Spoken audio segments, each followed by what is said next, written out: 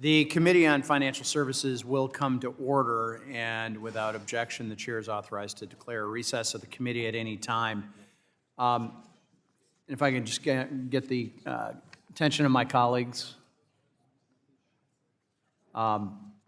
We, first and foremost, wanted to have an acknowledgement here today before we got started. We would be remiss if we did not acknowledge the passing of our colleague and friend, Representative David Scott, and obviously represented by the flowers at his spot.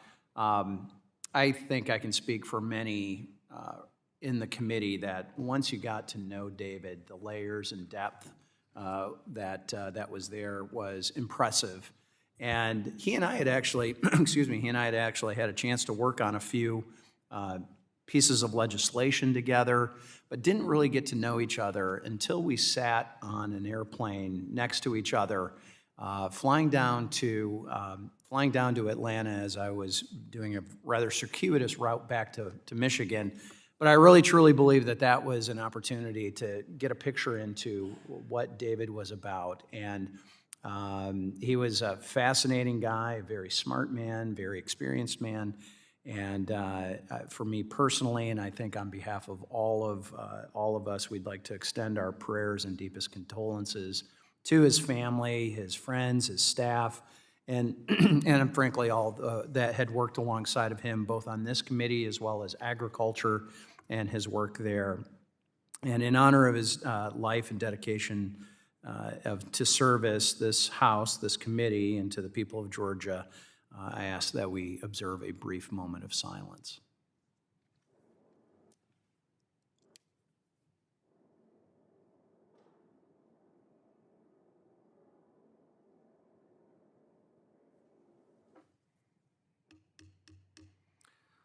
Godspeed, David.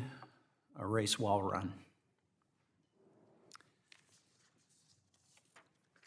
Hard to transition from that, but we must get back to our business as well. Today's hearing is titled Prioritizing Main Street, Evaluating the Impact of Capital Proposals on Economic Growth and American Communities. And without objection, all members will have 5 legislative days within which to submit extraneous materials to the chair for inclusion in the record. And I will now recognize myself for 4 minutes for an opening statement. Today's hearing will examine the recently released capital proposals from our prudential regulators concerning Basel III, the standard approach, and the GSIB surcharge. That GSIB surcharge has been debated for a long time. In March, the OCC, the FDIC, and the Federal Reserve released revised Basel III regulations aimed at updating U.S. bank capital requirements for the largest banks. These revisions respond to bipartisan and widespread concerns raised about the earlier 2023 proposal, an attempt to refine how capital standards are applied across institutions. They also released a proposal that would make certain adjustments to the standardized approach capital rule, which applies generally to banks. Additionally, the Fed issued a proposal to adjust the capital surcharge application to globally systemically significant banks, or GSIBs. Right-sizing bank regulation is critical to ensure that capital standards are appropriately tailored to risk and do not restrict lending by institutions that play a critical role in supporting our local economies. Capital requirements should promote investment, not compound on one another and impose capital levels well above what actual risk warrants. We must also pay special attention to America's competitive position on the world stage. The 2023 proposal contained requirements that diverge significantly from global standards, placing U.S. financial institutions at a disadvantage. This revised framework takes steps to realign U.S. requirements with international norms. American capital markets are the broadest and deepest in the world, and it's important that bank capital requirements promote their proper functioning. The prior administration's overly punitive proposal would have had significant consequences for bank securities underwriting, hedging, securitization, and equity investments in funds. The revised proposal does more to ensure that banks continue their crucial work as intermediaries that risk flow to those most able to manage them. As we review these proposals, we must ensure they strike the right balance between preserving safety and soundness in our financial system while fostering the kind of economic growth that benefits every American. Committee Republicans have consistently advocated for a capital framework that works not just for regulators or large institutions, but for everyday Americans who depend on access to credit to buy homes, start businesses, and invest in their futures. For example, this revised proposal abandons the punitive mortgage risk weights from the 2023 proposal that drew bipartisan criticism from this committee, helping to protect access to affordable home loans for American families. It is Congress's responsibility to ensure these proposals are clear, appropriately targeted, and do not create unintended consequences that could ripple through our economy. With that, I look forward to hearing from our witnesses today, and I yield back. So I will now recognize the ranking member of the Subcommittee on Financial Institutions, Dr. Foster, for 1 minute for an opening statement. Thank you, Mr. Chairman, and to our witnesses. And before I get into that, I just wanted to thank you for the recognition of David Scott. You know, he and I had a shared affection for the fireplace in the speaker's lobby and the quiet conversations we had there when all the other members were out smoozing on the floor between votes and stuff are some of the memories that I will carry from this institution with greatest fondness. Now, today our committee is going to examine proposed reforms to bank capital liquidity and stress testing regimes, rules that go to the core of the safety and soundness of our financial system. The prudential regulators have seemingly taken to heart some of the bipartisan concerns that were raised about the 2023 proposals. Certain revisions to the treatment of mortgages, small business lending, tax equity investments, and legitimate risk management activity are all welcome, but they deserve careful review. We simply cannot ask whether these proposals are better than what came before. We must ask whether, when taken together, they will strengthen financial stability, support access to credit, and prepare us for what lies ahead. And that is uncertain, from geopolitical instability to AI-enabled cyber threats to climate-related financial risk, the growing connections between banks and private markets. Regulators must account for all these risks before they become systemic. We must also preserve, not undermine, the ability of prudential regulators and the CFPB to supervise financial institutions effectively. And this includes providing adequate resources and staffing and preserving the independence of the Federal Reserve's monetary policy, which underpins a well-functioning U.S. economy. So thank you, and I yield back. Gentleman yields back, and I appreciate your recognition of Congressman Scott as well. With that, I recognize the chair of the Subcommittee on Financial Institutions, Mr. Baer, for 1 minute for an opening statement. Good morning, and thank you to our witnesses for joining us today. Last Congress, this committee devoted significant time encouraging our banking regulators to get bank capital right. We called for a careful assessment of both the costs and benefits of Basel III finalization and a recognition that banks today hold substantially more and higher quality capital than they did 2 decades ago. We were clear that the original 2023 proposal lacked sufficient economic analysis, failed to account for overlapping requirements, and risked unnecessary disruptions to essential bank lending and capital markets activities. It's encouraging to see our banking regulators under the Trump administration address many of these bipartisan concerns and move to a more pro-growth, tailored, and evidence-based approach in their recently released capital proposals. These proposals reduce unnecessary complexity and gold plating that put U.S. banks at a competitive disadvantage. As we evaluate these changes, our goals remain the same: a strong, resilient banking system that supports American homebuyers, small businesses, and farmers. I yield back. Gentleman yields back. And apparently we've become a construction zone as well. So I don't know if we're going to be enduring that throughout the hearing, or if that's just a temporary situation. But today we have a great panel of five guests who are here. And we welcome the testimony of Mr. Greg Baer, the President and CEO of the Bank Policy Institute. Good to see you, sir. Robert Broeksmit, the President and CEO of the Mortgage Bankers Association. Luigi Ghenghi, partner at Davis, Polk, and Wardwell. Mr. Reggie Griffith, the Global Head of Regulatory Compliance at Dreyfus Company, here on behalf of the Commodity Markets Council. and Maya Rodriguez Valladares, the managing principal of the MRV Associates. So we thank each one of you for taking the time to be here, and you'll each be recognized for 5 minutes to give an oral presentation of your testimony. And without objection, your written statements will be made part of the record. So with that, Mr. Baer, you are recognized now for 5 minutes for your oral remarks. Thanks. Vice Chair Huizenga, Congressman Foster, members of the committee, thanks for the chance for being here today. The capital proposals being reviewed by the committee reflect a new and cogent approach to capital regulation. The agencies focus on risk, assess it asset by asset, and show their work. The result will be a capital regime that better reflects risk with substantial benefits to U.S. economic growth.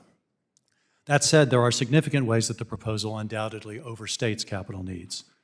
First, it presumes perfect correlation in losses among credit, market, and operational risk, and simply adds up the capital for each. But in many cases, those risks are not correlated at all. For example, loan losses are not correlated with AML or consumer protection fines that are now the largest cause of operational risk losses. So the same dollar of capital can serve as a cushion against both. Second, while the agencies helpfully acknowledge double counting between the Fed's stress test and the Basel rules, they have not presented a comprehensive way to reduce it, particularly with respect to market risk. Finally, on credit, some of the Basel risk weights are clearly overstated.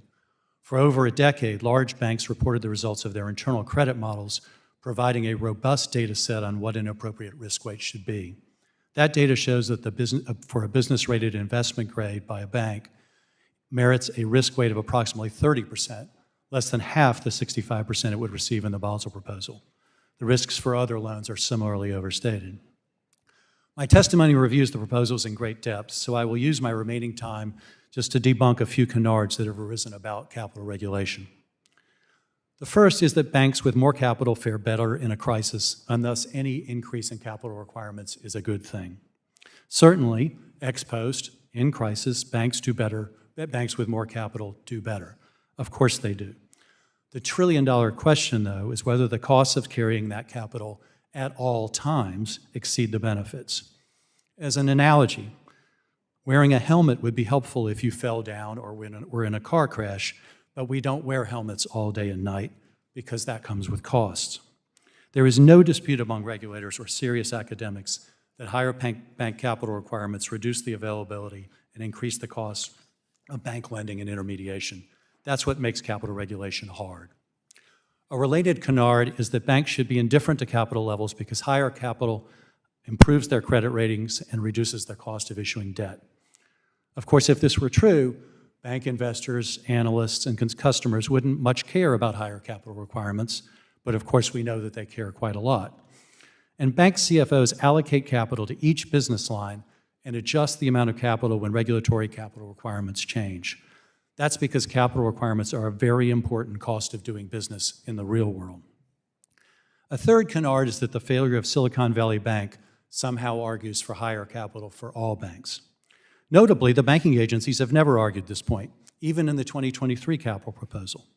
That's because they understand that SVB failed for interest rate risk and depositor concentration. The pending capital proposals are about credit, market, operational, and derivative counterparty risk. The agencies have responded appropriately to SVB by refocusing examination on material risk, updating their liquidity rules, proposing a gradual phase-out of the AOCI filter, and reforming the FDIC's broken resolution and recovery process.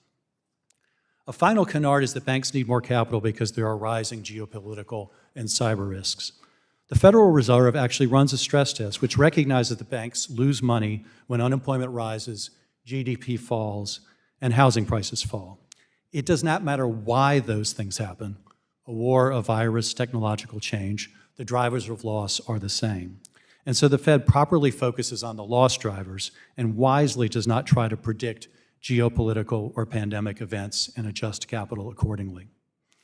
Furthermore, it is worth noting that capital does not actually protect a bank against a cyber attack or many similar risks, as important as those risks are.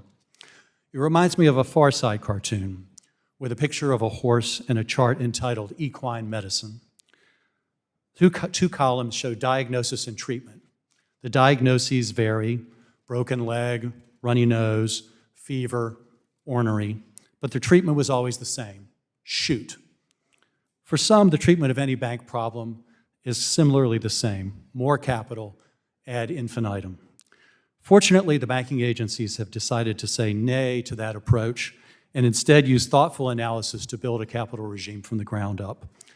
That's it for me. Thanks for your time. And I appreciate you ending on a dad joke, Mr. Baer, but it does generationally say something with Far Side. So I, too, am a fan, and we'll have to explain Far Side to the youngers in the room. So appreciate that. Mr. Broeksmit, you are now recognized for 5 minutes. Vice Chairman Huizenga, Ranking Member Sherman, and members of the committee, thank you for this opportunity to testify. I am Bob Broeksmit, President and CEO of the Mortgage Bankers Association and a certified mortgage banker with more than 40 years' experience in the mortgage industry. I want to step back from the technical language of risk weights and instead briefly tell you what these capital rules mean to a family buying or renting a home. First, let me say clearly, the agencies have listened. This new proposal is meaningfully better than the current bank capital framework and the proposed revisions in 2023 that would have caused serious disruption to both residential and commercial real estate markets. Let me focus on 3 areas of the proposal where the details will have real consequences for real people. When a bank originates a mortgage and sells it into the secondary market, it often retains the right to collect payments, the mortgage servicing asset, or MSA. That servicing right has value, and it's a key component of how banks price new loans. In 2013, under the first phase of Basel III, regulators raised the risk weight on MSAs from 100% to 250% with no empirical justification. In practical terms, this took the capital requirement on the value of mortgage servicing from 8 cents on the dollar to 20 cents on the dollar. The result was predictable. Banks looked at that capital cost and walked away from mortgage servicing, with their share of single-family servicing falling from 88% in 2012 to 39% today. That's not a market trend, that's a regulatory outcome. Here's why that matters for borrowers. The value of a servicing right is a direct input into mortgage pricing. When bankers are active and consistent buyers of servicing, that competition drives the value of the MSA, and every increase in servicing value translates directly into lower costs for the borrower at origination. A 25 basis point increase in servicing value is a 25 basis point reduction in closing costs. That's $1,000 in savings on a $400,000 loan. It's not abstract. It goes right back into the borrower's pocket. MBA strongly supports reducing the MSA risk weight back to 100%, and, as the agencies propose, eliminating the cap on MSAs that can be included in Tier 1 capital. Both changes are needed together. Another paramount issue involves warehouse lines of credit, the short-term liquidity that allows independent mortgage banks that originate more than 60% of U.S. home loans to fund loans before selling them. Today, those warehouse lines carry a 100% risk weight. Here's the thing that defies logic. If a mortgage company fails to repay, the bank takes possession of the underlying mortgage note. At that point, the bank holds a whole loan, which carries a 50% risk weight. I'll say that again. Under the current framework, the capital requirement is cut in half if the bank's counterparty defaults. That is the only asset class I'm aware of where the bank is in a better position after its customer fails. That's not a rational risk framework. That's an anomaly that needs to be corrected. The risk weight on warehouse lines should be aligned with the risk weight of the mortgages that collateralize them. The third area I'd like to focus on is the capital treatment of commercial and multifamily mortgages, the loans that build our communities. Banks are essential to this market, accounting for 38% of all commercial and multifamily debt outstanding. And these loans are important to banks, being some of the best performing loans on bank balance sheets in recent decades. Regrettably, high capital charges have kept banks from playing their appropriate role in this market. We support the structure and direction of changes regulators have proposed to address this, including basing the risk weights for commercial mortgages held by the largest banks on the loan-to-value ratio of the loans. Further fine-tuning is needed. We're also urging the agencies to give appropriate capital relief to essential community investment and rental housing tools such as multifamily loans and the low-income housing tax credit investments. The performance of these products has been strong, and capital requirements should reflect that. This proposal gives us a real opportunity to fashion capital requirements that reflect actual risk and provide more affordable mortgage and real estate credit to American families and communities. I'm happy to take your questions. Gentleman's time has expired. Mr. Ghenghi, you are now recognized for 5 minutes. Vice Chairman Huizenga, Congressman Foster, and members of the committee, good morning, and thank you for the opportunity to participate in the hearing today. Recognizing that it is impossible in a few minutes to try to summarize the potential impact of 538 pages of rule text and explanatory guidance, I'll limit my observations to making 4 main points. First, in many ways, and especially for credit and counterparty credit risk, the proposed rules are an overdue modernization of the standardized approach to calculating risk-weighted assets in banks' capital ratios, and are intended to make them more accurately reflect the risks of the various exposures. Instead of applying a single risk weight to a category of exposure, such as residential mortgages, they would apply a range of risk weights that depend on factors that measure the relative degree of risk of the exposures. These factors include, for residential mortgages and commercial real estate exposures, loan-to-value ratios, on the basis that as loans are repaid, the amount of loss that a bank can suffer if the borrower defaults also decreases. For credit cards and other retail exposures, borrowers' usage and repayment histories. And for corporate exposures, investment-grade criteria to distinguish between the relative creditworthiness of corporates. Taken together, these changes are intended to make the rules more risk-sensitive compared to the current standardized approach. Lower risk weights for lower risk exposures, higher risk weights for riskier exposures. Second, the 2026 version of the proposed rules compared to the 2023 version, in my view, are better at avoiding add-ons on top of the internationally agreed Basel standards and in tailoring the rules to better fit characteristics of the US banking sector. For example, the proposed rules do not assign higher risk weights than the Basel standards do for residential mortgages and retail exposures, such as credit cards. Third, the proposed changes to the rules for market risk and for operational risk both introduce more overlap between the minimum capital requirements and the stress capital buffer that is added on top of the minimum requirements based on stress testing.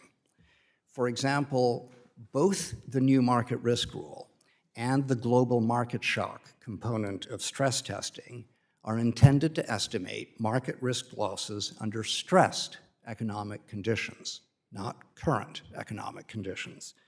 There is therefore a greater likelihood that banks would have to hold capital twice for the same potential losses. Now, the banking agencies recognize this problem, and the Federal Reserve intends to address it in proposed changes to its stress testing models and assumptions. But it remains to be seen whether that approach, as opposed to recalibrating the minimum risk requirements, would in fact fully address this overlap on an ongoing basis. Fourth, the banking agencies have now performed a more thorough impact and economic analysis of both the proposed rules and the cumulative effect of other finalized or proposed rule changes to the capital or stress testing framework. And they explicitly recognize that there are trade-offs between the level of capital requirements and their impact on the availability and pricing of bank lending and bank trading products and services. In my view, The ultimate impact of the proposed rules should be measured by two things. One, whether they accurately reflect the various risks to which banks are exposed. And two, whether they allow banks to continue to be competitive in financing and otherwise contributing to U.S. economic activity. Thank you. I look forward to answering your questions. And a very generous 40 seconds left on your testimony, so duly noted and thank you. With that, Mr. Griffith, you are recognized for 5 minutes. Chairman, ranking member, and members of the committee, thank you for the opportunity to testify today. My name is Reggie Griffith. I'm the Global Head of Regulatory Compliance at the Louis Dreyfus Company, a global merchant and processor of agricultural commodities. I'm honored to appear before this council on behalf of the Commodity Markets Council. CMC is a leading trade association bringing together ag and energy market participants together with commodity exchanges. CMC advocates for an open and competitive marketplace and supports market-based policy. Louis Dreyfus, like other large ag merchants and processors, commonly called commercials, rely on the futures markets to manage risk.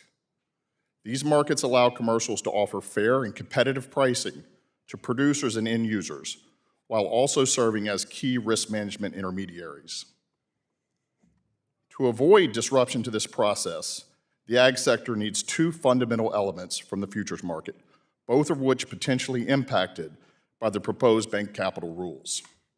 First, we need liquid, well-functioning futures markets supported by robust risk controls.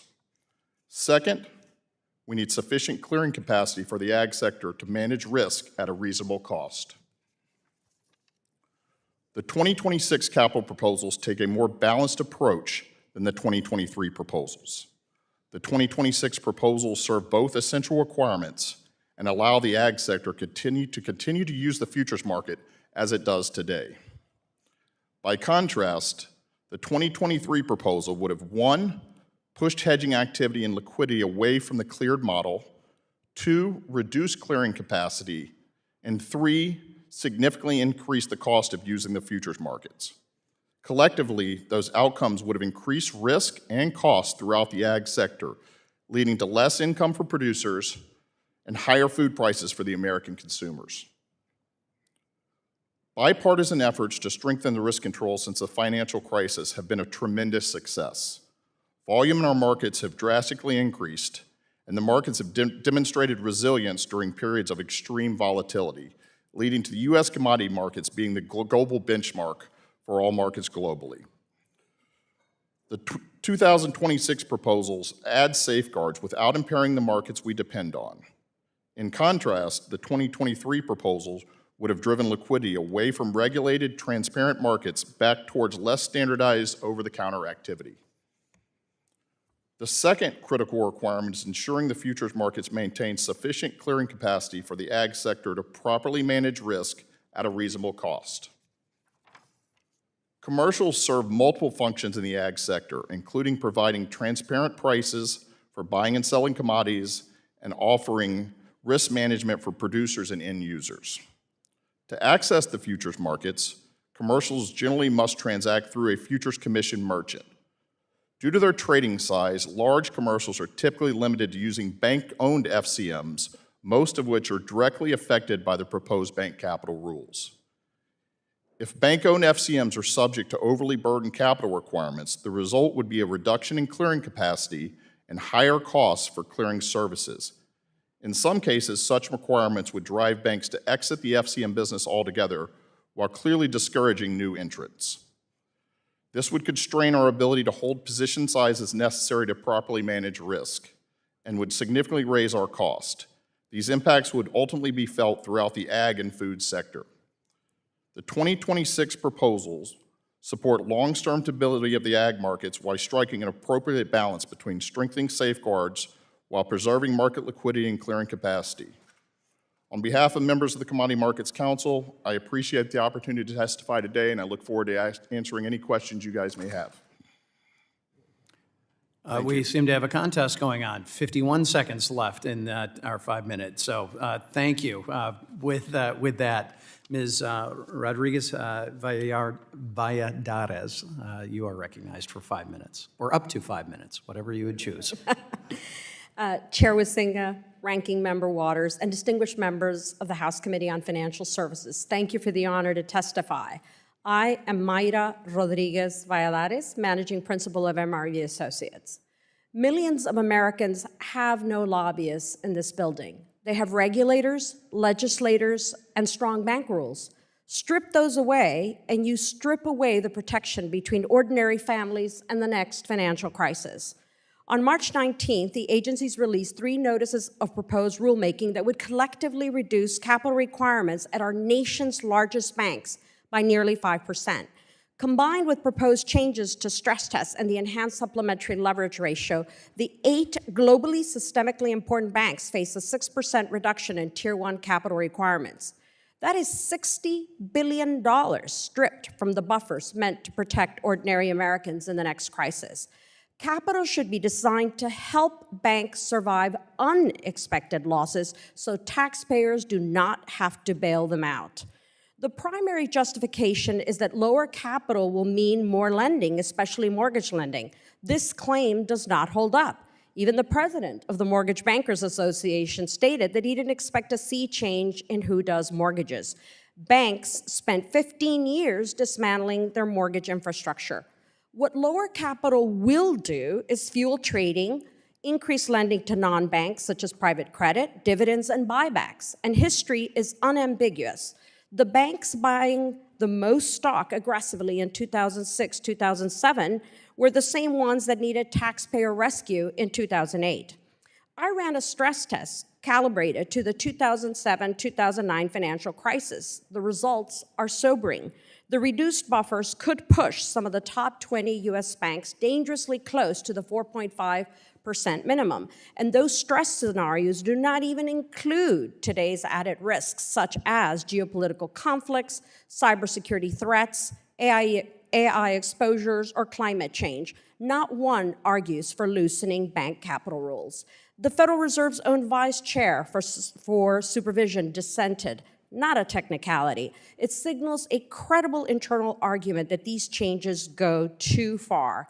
Meanwhile, bank regulators have all seen significant staff reductions, eroding the supervisory capacity between Wall Street and Main Street. We are living through elevated geopolitical tensions. GDP now forecasts just 1.2% growth, down from 3.1% 2 months ago. Consumer sentiment is at a 74-year low. Credit card delinquencies are rising. Americans are using pay now, buy later to buy groceries. Since Basel III and Dodd-Frank were implemented, U.S. banks have grown over 100%. Net income is up nearly 300%, and dividend payouts are at all-time records. Better capitalized banks have lower borrowing costs, and they lend more. There is no quantitative justification for weakening the safeguards on our banking system. My former boss at the New York Fed, Mr. Jerry Corrigan, used to say, banks are special. They are. They are the connective tissue of our entire economy, interconnected to municipalities, pension funds, small businesses, and families. When a bank fails, the harm radiates widely. In the 2007-2009 crisis, unemployment doubled. Those numbers mean destroyed lives, lost homes, and shattered retirements. American depositors, borrowers, and workers are counting on bank regulators and you to protect them. I respectfully urge this committee to act on the following policy recommendations drawn from my written testimony. First, extend the liquidity coverage ratio to Category 4 banks, those that are $100 to $250 billion in assets. These proposals do nothing to close that gap. Second, retain a binding 72.5% output floor on internal risk models. Without it, the largest banks can systematically engineer their way to lower capital. The Basel III standard includes this floor. The U.S. proposal discards it. Third, restrict dividends and buybacks for any banks within 200 basis points of the post-NPR minimum.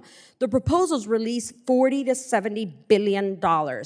Additionally, I urge Congress to hold joint oversight hearings before June 18, requiring a single integrated analysis of all three NPR's combined impact and codify liquidity standards or Category 4 banks through targeted amendments to Dodd-Frank.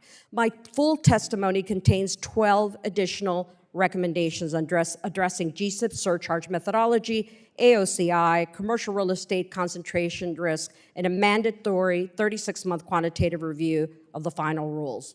This deregulatory wave will leave the entire financial system more vulnerable, and the Americans most exposed are the ones who had the least to begin with. They are counting on you. Please do not let them down. Thank you. Gentlelady's time has expired. With that, we'll turn to member questions, and I now recognize myself for 5 minutes for questioning. One of the key changes in the updated Basel framework is the move towards more standardized and in some cases more conservative. I know that may bother some in a description of that, but more conservative and right-sized risk weighting methodologies across asset classes. I think Mr. Ghenghi, you had succinctly put it: lower risk equals lower risk weights, higher risk equals higher risk weights. Mr. Baer, I want to ask you, how do these revised risk weights improve the accuracy of capital allocation across different types of exposures? There's been a claim that more capital actually improves that lending. I think that was one of the things that you had addressed as one of your canards that you had brought out. And I'm curious, how does that translate into safer and more efficient flow of credit to households and businesses? Sure, thanks. Well, a central feature of the Basel is the new expanded risk-based approach, and that is a more granular look at risk. It differentiates into more risk buckets. So, for example, it considers the loan-to-value ratio on mortgages, which previously was not a consideration. They were all in the same bucket. So by doing that, I think you'll see greater granularity, there's greater accuracy, and more efficient capital allocation. It is interesting that the U.S., unlike other jurisdictions, has chosen not to retain internal ratings-based models, known as the advanced approaches here, where banks modeled that risk subject to examiner oversight. That is an option in Europe, UK, but the U.S. has decided to go all standardized. That said, the U.S. also has a stress test, which other jurisdictions do not, and I believe the regulators are counting on that stress test to provide additional sort of risk capture, because while there are hypothetical scenarios in the stress test, they do actually use bank balance sheets, and so that's probably the most granular and accurate look at a bank's capital position. So do you expect this to reduce the likelihood of risk being underpriced in certain asset classes, as we saw in the lead up to the financial crisis? Yeah, clearly. I mean, the central challenge of capital regulation is how detailed you want to get. If it's too detailed, it's basically the government setting the terms of loans, but also it's incredibly burdensome and complicated. On the other hand, you don't want to do what Basel I did, which was just establish a few general risk buckets and treat all corporate loans the same, all mortgage loans the same. I think here the agency has struck a good balance where they have a standardized approach that is more risk-focused, more granular, but then they also have in the United States a stress test that'll give you a good look at risks at each bank. Appreciate that. I'm going to turn to you, Mr. Ghenghi. Looking to minimize the double counting between stress testing and Basel III capital requirements, could you explain how incorporating operational risk that accounts for overlaps with existing stress testing buffers, those stress testing buffers can strengthen the resilience of banks to non-credit shocks, such as fraud, cyber events, system failures, and why that matters for everyday Americans? Certainly, thank you.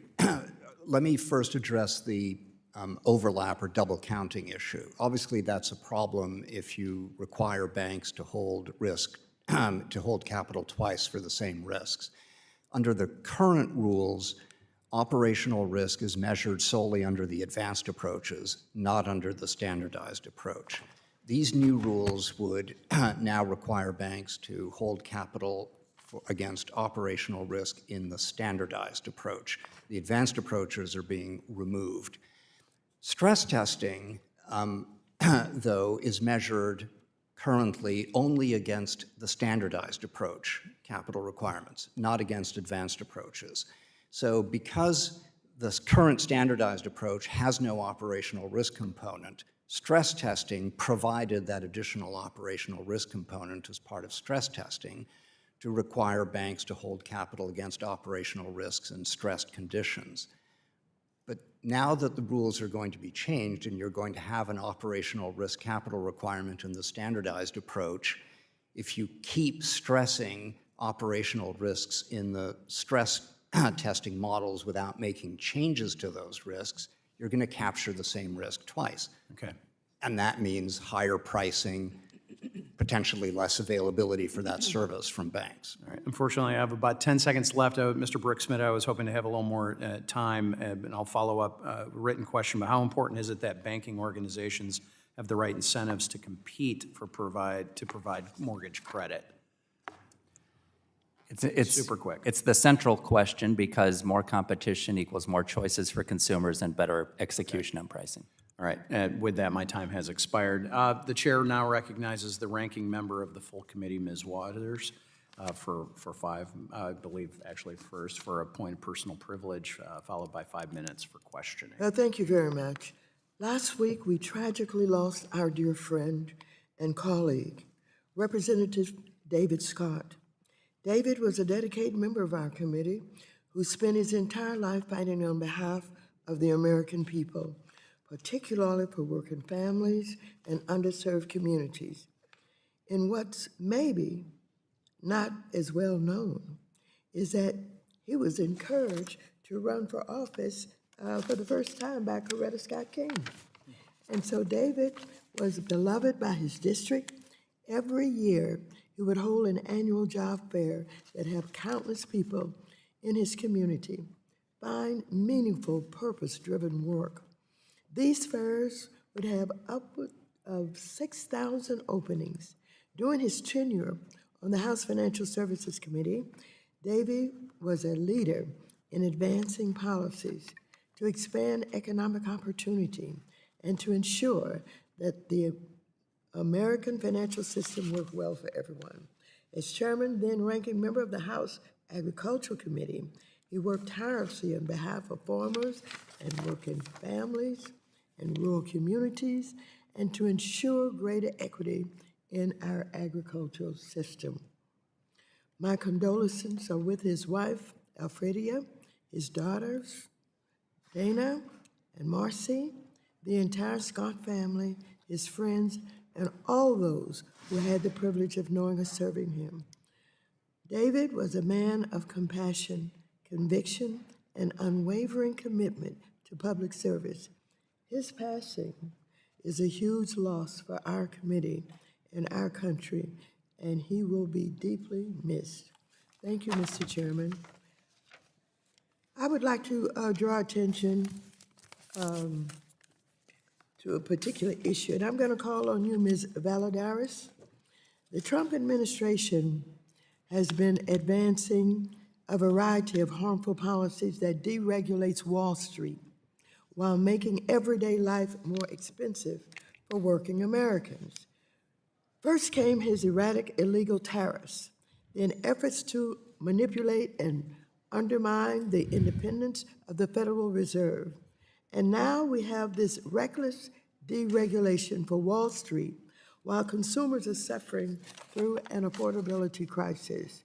Risks are on the rise, including gas prices going through the roof from the war in Iran.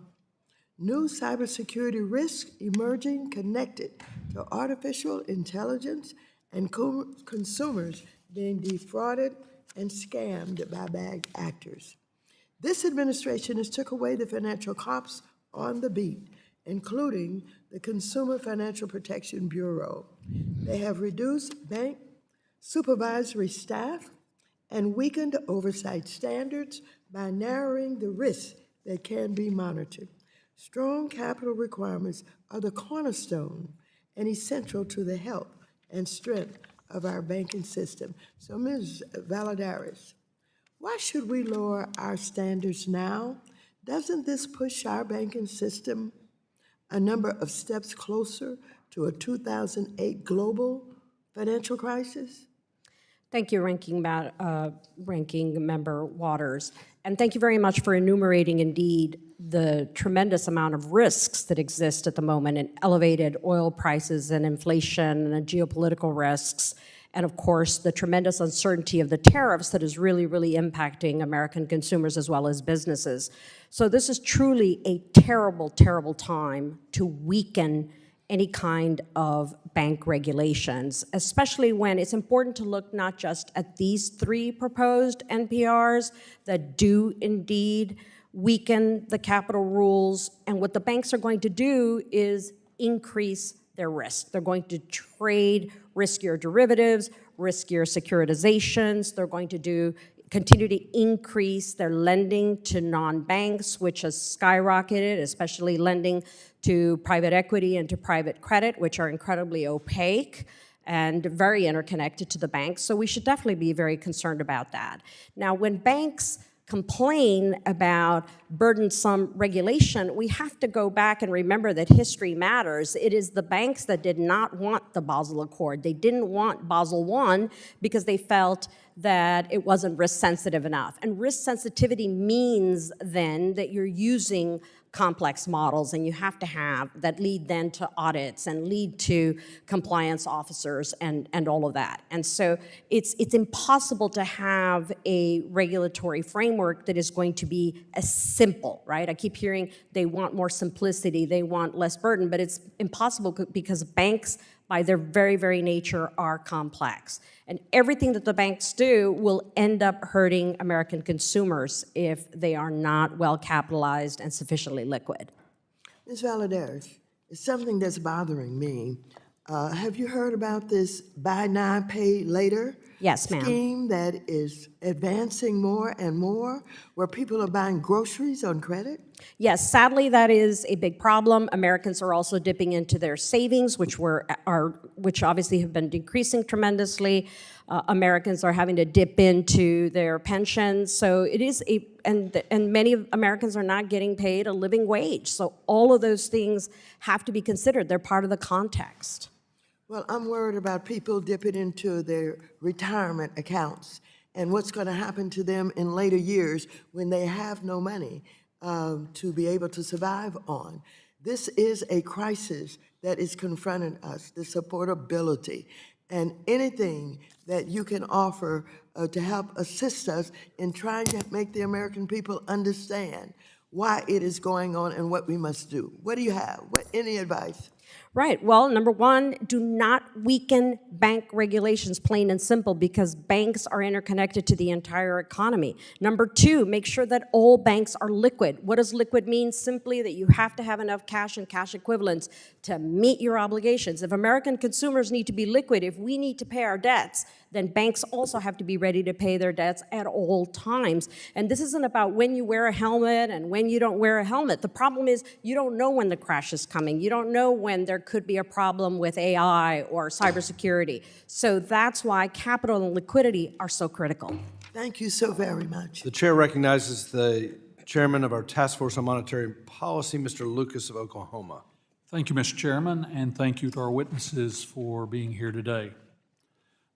The Basel reproposal we're discussing today is a dramatic improvement from the 2023 proposal, and I laud Vice Chair Bowman's hard work to release it less than a year after assuming a role. This proposal reflects the agreement reached in 2017 by the Basel Committee and rightly reverses the unnecessary and harmful gold plating in the last proposal. As Chair Powell has testified, capital levels are about right. This proposal ensures capital requirements do not reduce our lending capacity, market liquidity, or other market-making activity that banks provide to support the economy. The previous Basel proposal received a record volume of comments expressing concerns over the negative impact it would have had on lending capacity in our banking systems. I'm glad this reproposal was responsive to those widespread concerns and has corrected many of those errors. I hope that we'll continue to see robust engagement during this comment period so that our regulators have a fulsome understanding of the anticipated effects to our financial system. And as additional refinements are suggested, I hope our regulators will be responsive as appropriate. Mr. Baer, I was pleased to see this proposal included some recognition of the risk-reducing benefits of cross-margining.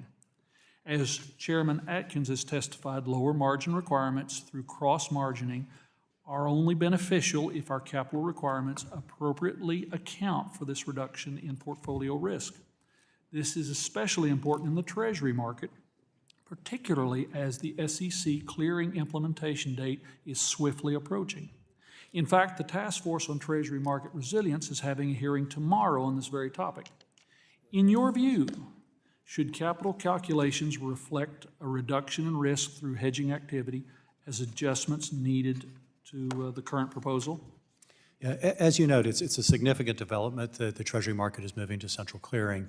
And when it does so, margin requirements or margin demands are going to increase significantly. Thus, cross-margining across treasuries, treasury repo, treasury futures is going to become very important in order to reduce the required margin and make that market function.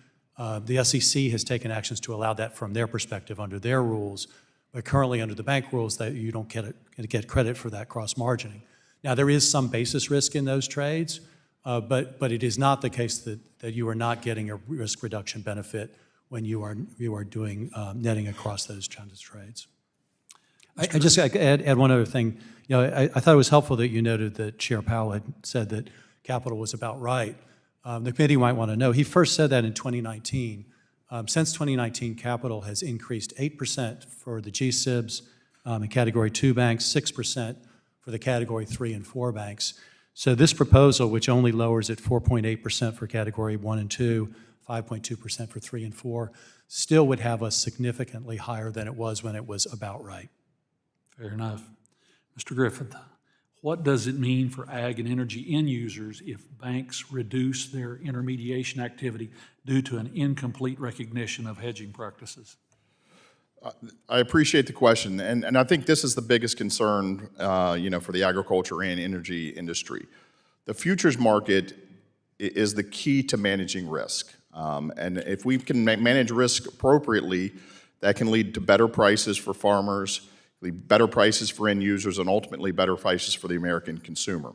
However, if we cannot deploy the risk we need to properly manage our businesses, that's going to inject risk into the system, it's going to inject cost into the system, and that's going to lead to less money for farmers, it's going to lead to higher prices for the American consumer, and as I think from an unnecessary standpoint, inject risk throughout the entire food chain. Continuing with you, Mr. Baer, do you anticipate additional comments on the GSIB surcharge calculation in this proposal, and what adjustments would you like to see the regulators consider? Well, the major adjustment that's necessary, when the Fed adopted it in 2015, they did so with fixed coefficients and using data from 2012 and 2013 in terms of the size of the economy. They acknowledged at the time, as the economy grows, the GSIBs are going to grow along with it. That doesn't make them any more systemically important. They are still relative to the economy the same. The proposal oddly says, okay, we are going to adjust, as we promised in 2015, for economic growth, but only back towards 2019. That adjustment, if they are true to their word and principle and logic, would go all the way back to 2012, 2013. Thank you, Mr. Chairman. I yield back. Gentleman yields. Chair recognizes the ranking member of Subcommittee on Capital Markets, Mr. Sherman of California. Pay is too low, prices are too high, and people need to borrow money just to make ends meet, whether it be on the credit card or these new buy now, pay later programs. If our regulation is too tough on banks, that shrinks the economy. If it's too loose, we get 2008. We need to do the hard work of configuring these regulations in a way that is logical and focuses on real risks. The Basel III proposal has gotten better in a number of respects. I think most important is a recognition of the need to mark-to-market losses on held for sale securities. If this had been done, we wouldn't have had Silicon Valley Bank. Another improvement, and I enjoyed working with Mr. Kasten on this, is fair treatment of clean energy tax credits. I'll talk later about mortgages. When it comes to commercial loans, the original proposal discriminated in favor of companies that were publicly held and giant companies. That has been ameliorated. And as ranking member on capital markets, I'm pleased to see that capital market trading activities are no longer being penalized by these rules. Now, Mr. Ghenghi, I hope I'm pronouncing that right. I think you were right to bring to our attention this possibility that there were probably a situation where they're double counting the counterparty risk. We want banks to hedge their risks. They do so by acquiring derivatives. There is, of course, the risk that the counterparty will not come through. But the current draft seems to double count that. I'll point out that Silicon Valley Bank did hedge their risks and then unhedged, sold their hedges at a profit. So we'd like them to hedge their risks and keep and not undo it. I commend you for addressing our attention to the need to make sure that we're not counting the risk and then counting the market, noticing that the risk exists. That's double counting. One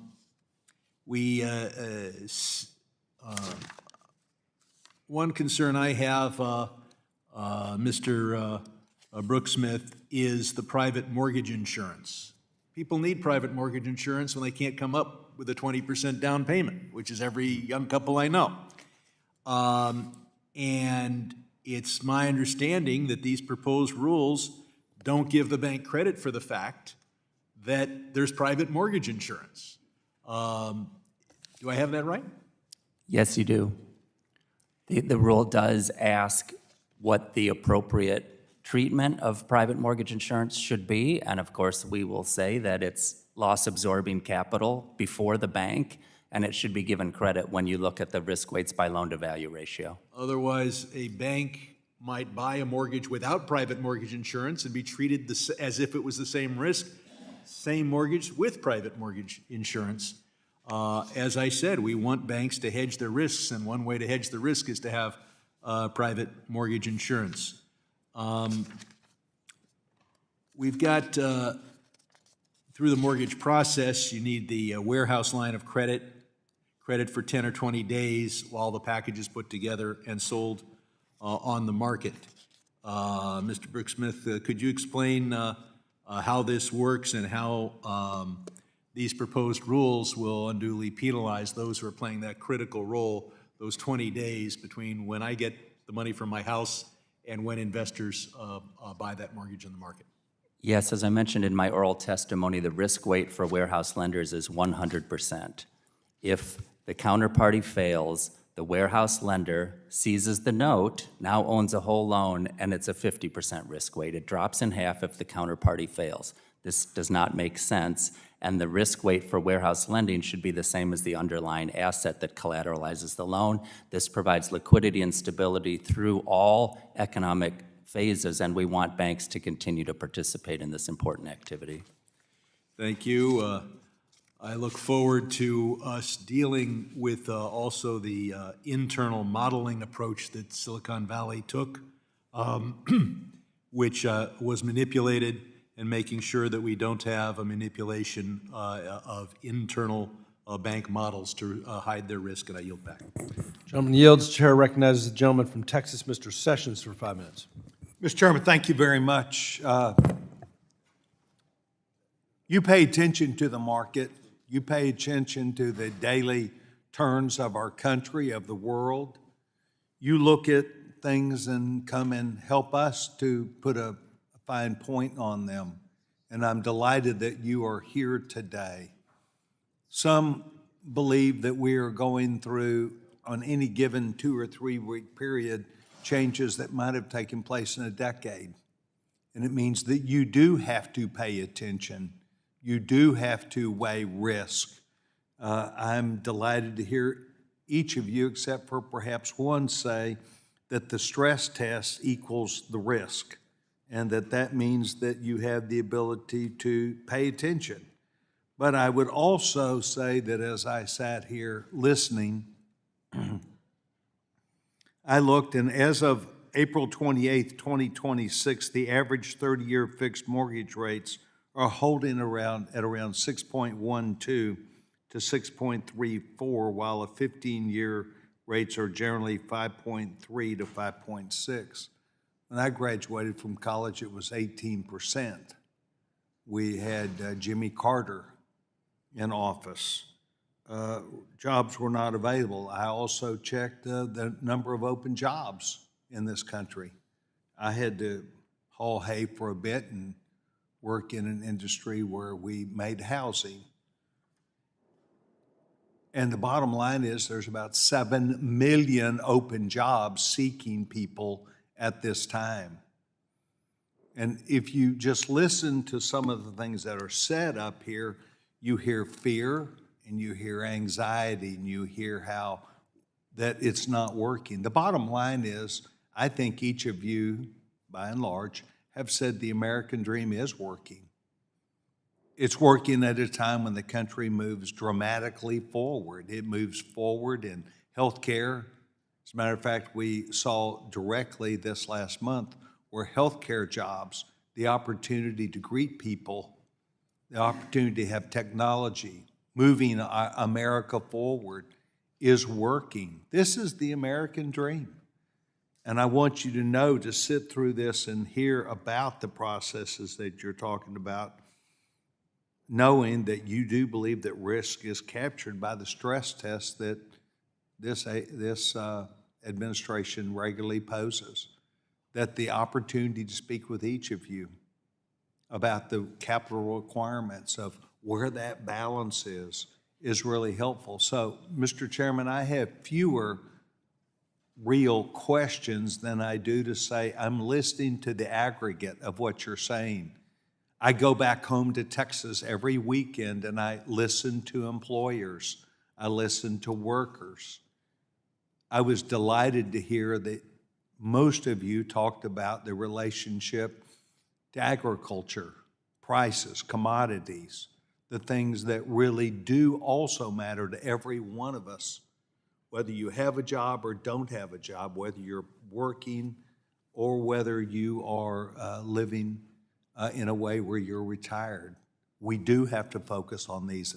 I would ask each of you, think about the agriculture and food sector. Does anyone have additional ideas about the stability of that marketplace in adding in what we're talking about today? Yes, sir. I do, and I think you talked about it earlier. I mean, the markets are working, and specifically the futures market, which is really where the ag sector manages its risk.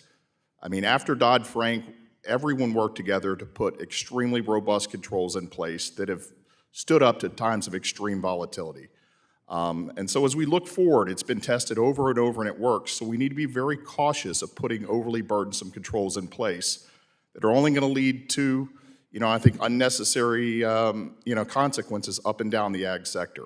I mean, when you put overly burdensome controls, you're gonna lead to, more cost in the system, you're gonna lead to less money for farmers, and you're clearly gonna lead to, higher prices to the American consumer. So every time you look at more controls, you need to look at the negative downside. And specifically, when you look at the ag sector, you need to look at the futures market, and it works well. So we don't need to go overly overboard, on additional controls, because I think there are a lot of unintended consequences that people aren't looking for. Mr. Chairman, thank you. Mr. Chairman, thank you for having this meeting today. The American dream works, our systems are working, and we have jobs that are available for people. Thank you very much. I appreciate each of you taking time to be this. Thank you. Mr. Chairman, I yield back my. The gentleman yields. The chair recognizes the ranking member of the House Foreign Affairs Committee, Mr. Meeks of New York, for 5 minutes. Thank you, Mr. Chairman. As a member of Congress and as a New Yorker representing the financial capital of the world, I lived through the 2008 financial crisis, and I saw what happens when our financial system fails. Families losing their homes, businesses shutting down, communities across the country paying the price. That experience is a reminder that maintaining the safety and soundness of our financial institutions is in everyone's best interest. And at the end of the day, this is about getting that balance right. It's about making sure we maintain stability and safety while also allowing access to affordable credit and mortgages, especially for communities that too often have been left behind. When the original Basel III proposal came out a few years ago, my colleagues and I were concerned with the unintended impact of the proposed changes. So we sent letters to the regulators raising concerns that certain parts of that proposal could drive up mortgage costs, especially for borrowers with smaller down payments, or that it could potentially widen the racial homeownership gap or discourage lending to CDFIs and MDIs. So it's my belief that the economic mobility and the safety and soundness of our financial institutions and banks must be at the center of everything that we do in this committee. So I asked Mr. Broeksmit, can you walk me through how the updated Basel III proposal addresses those same concerns we raised on mortgage affordability and access to credit, especially for underserved communities? Thank you, Mr. Meeks. I echo your concerns with the previous proposal, the 2023 proposal, about which I also testified in front of this body. And I'm happy to say that the agencies have listened and removed what we referred to as the gold plating in the capital requirements for loans on banks' balance sheets. For some reason, they chose to go 20 percentage points above the Basel numbers, which would have made it prohibitively capital expensive for banks to make loans to people with a low down payment who, as you mentioned, are often people who have been underserved in the past, minority borrowers, low and moderate income borrowers, first-time home buyers. So this proposal eliminates that, and it gradates the capital required by the loan-to-value ratio. I mentioned before that private mortgage insurance needs to be included in the mix so that those loans to people with less than a 20% down payment can still be made by banks. Thank you for that. Let me just ask Mr. Baer, with banks holding less capital under this proposal, how confident are you that this will translate into increased lending for CDFIs and MDIs and strengthen community reinvestment? Sure. I mean, they will be holding less capital, but as I noted before, they'll still be holding significantly more capital than they were holding as of 5 years ago. We believe there's significant room for capital relief here that the agencies have provided. And again, it is absolutely clear, and somebody worked at a bank, I know the job of the CFO is to assign capital out to each line of business. And if the cost of that capital goes up because the regulatory requirements go up, the allocation is going to go down, and there's going to be less of it. That's true across all products. Completely separate from your concern, but today there was a report in the Financial Times that it was a result of a reduction in the enhanced supplementary leverage ratio, which basically penalizes holding low-risk assets like Treasury. Since that change was made, bank-affiliated broker-dealers have added $150 billion in Treasury inventory. Now, some would say, oh, that wouldn't have mattered, and some did say that, but it matters. It matters whether it's CDFI lending or securities trading. Thank you. And, I just have to ask Ms. Valladares, I'm the ranking member in the House Foreign Affairs Committee, and I spent a lot of time working with our partners around the world. And now, as the world's largest economy with the deepest and most important financial markets, is it not in the United States' interest to adhere to international standards like the Basel framework? And if we didn't have a coordinated international framework, what would that mean for the stability of the global financial system? And would that not be a race to the bottom? Thank you, Mr. Meeks, and thank you for serving New York, where I live. This idea of gold plating has been exaggerated. Our banks are indeed the best. They are it's precisely because of regulations, because they are well capitalized, they are liquid, and their misdeeds have cost them $250 billion. All those fines would be so much better used if banks had serious operational risk management and weren't involved in mortgage fraud and so many other misdeeds. This deregulation, which is what this is, this wave of deregulation is a big problem. And by not adhering to Basel III standards— Gentleman's time has expired. Mr. Chairman, I have a unanimous consent request to into the record several statements from experts and stakeholders, Without including objection. a fact Sheet from Better Markets entitled, "The Main Street Economy Will Suffer If Capital is Reduced for Wall Street's 8 Mega Banks," a punchbowl interview with former FDIC Chair Sheila Baer, where she said why they're reducing capital, and testimony last December from Nobel laureate and former IMF chief economist Simon Johnson. Without objection. The chair now recognizes the chair of our Subcommittee on Capital Markets, Mrs. Wagner of Missouri. I thank the chairman, and I thank our witnesses. Last year, Ranking Member Sherman and I sent a letter to the prudential regulators asking them to carefully consider the implications of the securitization framework while deliberating a new Basel III Endgame proposal. The original 2023 Basel III proposal would have had drastic consequences on securitization, which plays a vital role in helping banks manage their balance sheets and making credit, most importantly, credit more affordable and available to constituents who need it to finance a home purchase or perhaps a business. The capital benefits of securitization depend on carefully calibrating several parameters, including something called the P factor, which determines the additional capital required for a pool of securitized assets. Under the previous proposal, this P factor would have doubled, greatly increasing borrowing costs for consumers and reducing the availability of credit for millions of Americans. Mr.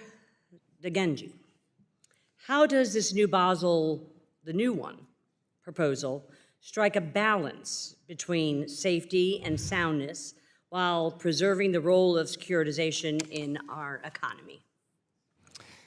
Thank you for your question. So what this proposal does is it borrows from a couple of elements of the Basel framework. The Basel framework actually has a simplified securitization framework where that P factor stays at 0.5, where the risk floor, the minimum risk floor for securitizations goes down to 10%. Now, the 2023 proposal did not adopt that framework, took the P factor, doubled it to 1, and then set the minimum floor at 20%. What this proposal does is it's a hybrid solution. It takes the 0.5 P factor from the simplified Basel framework and keeps that in place for all securitizations in the United States.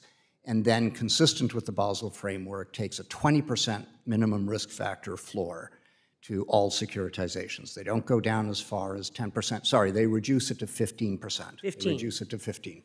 Mr. Broeksmit, for too many Americans, the prospect of owning a home seems out of reach. While supply remains a key issue, the availability of affordable mortgages has also played a role. Many banks and financial institutions that have long been lenders in the mortgage market have pulled out, and especially in urban and largely suburban districts like my own. This can lead to less competition and fewer options for home buyers. In your opinion, if the prudential regulators get these rules right, could we see new entrants and more competition from banks in our mortgage markets? What potential positive effects could first-time home buyers see in places like my hometown of St. Louis? Sure. Well, I certainly think that getting the capital rules right for loans held on bank balance sheets will encourage them to make more of them, and that's really the start.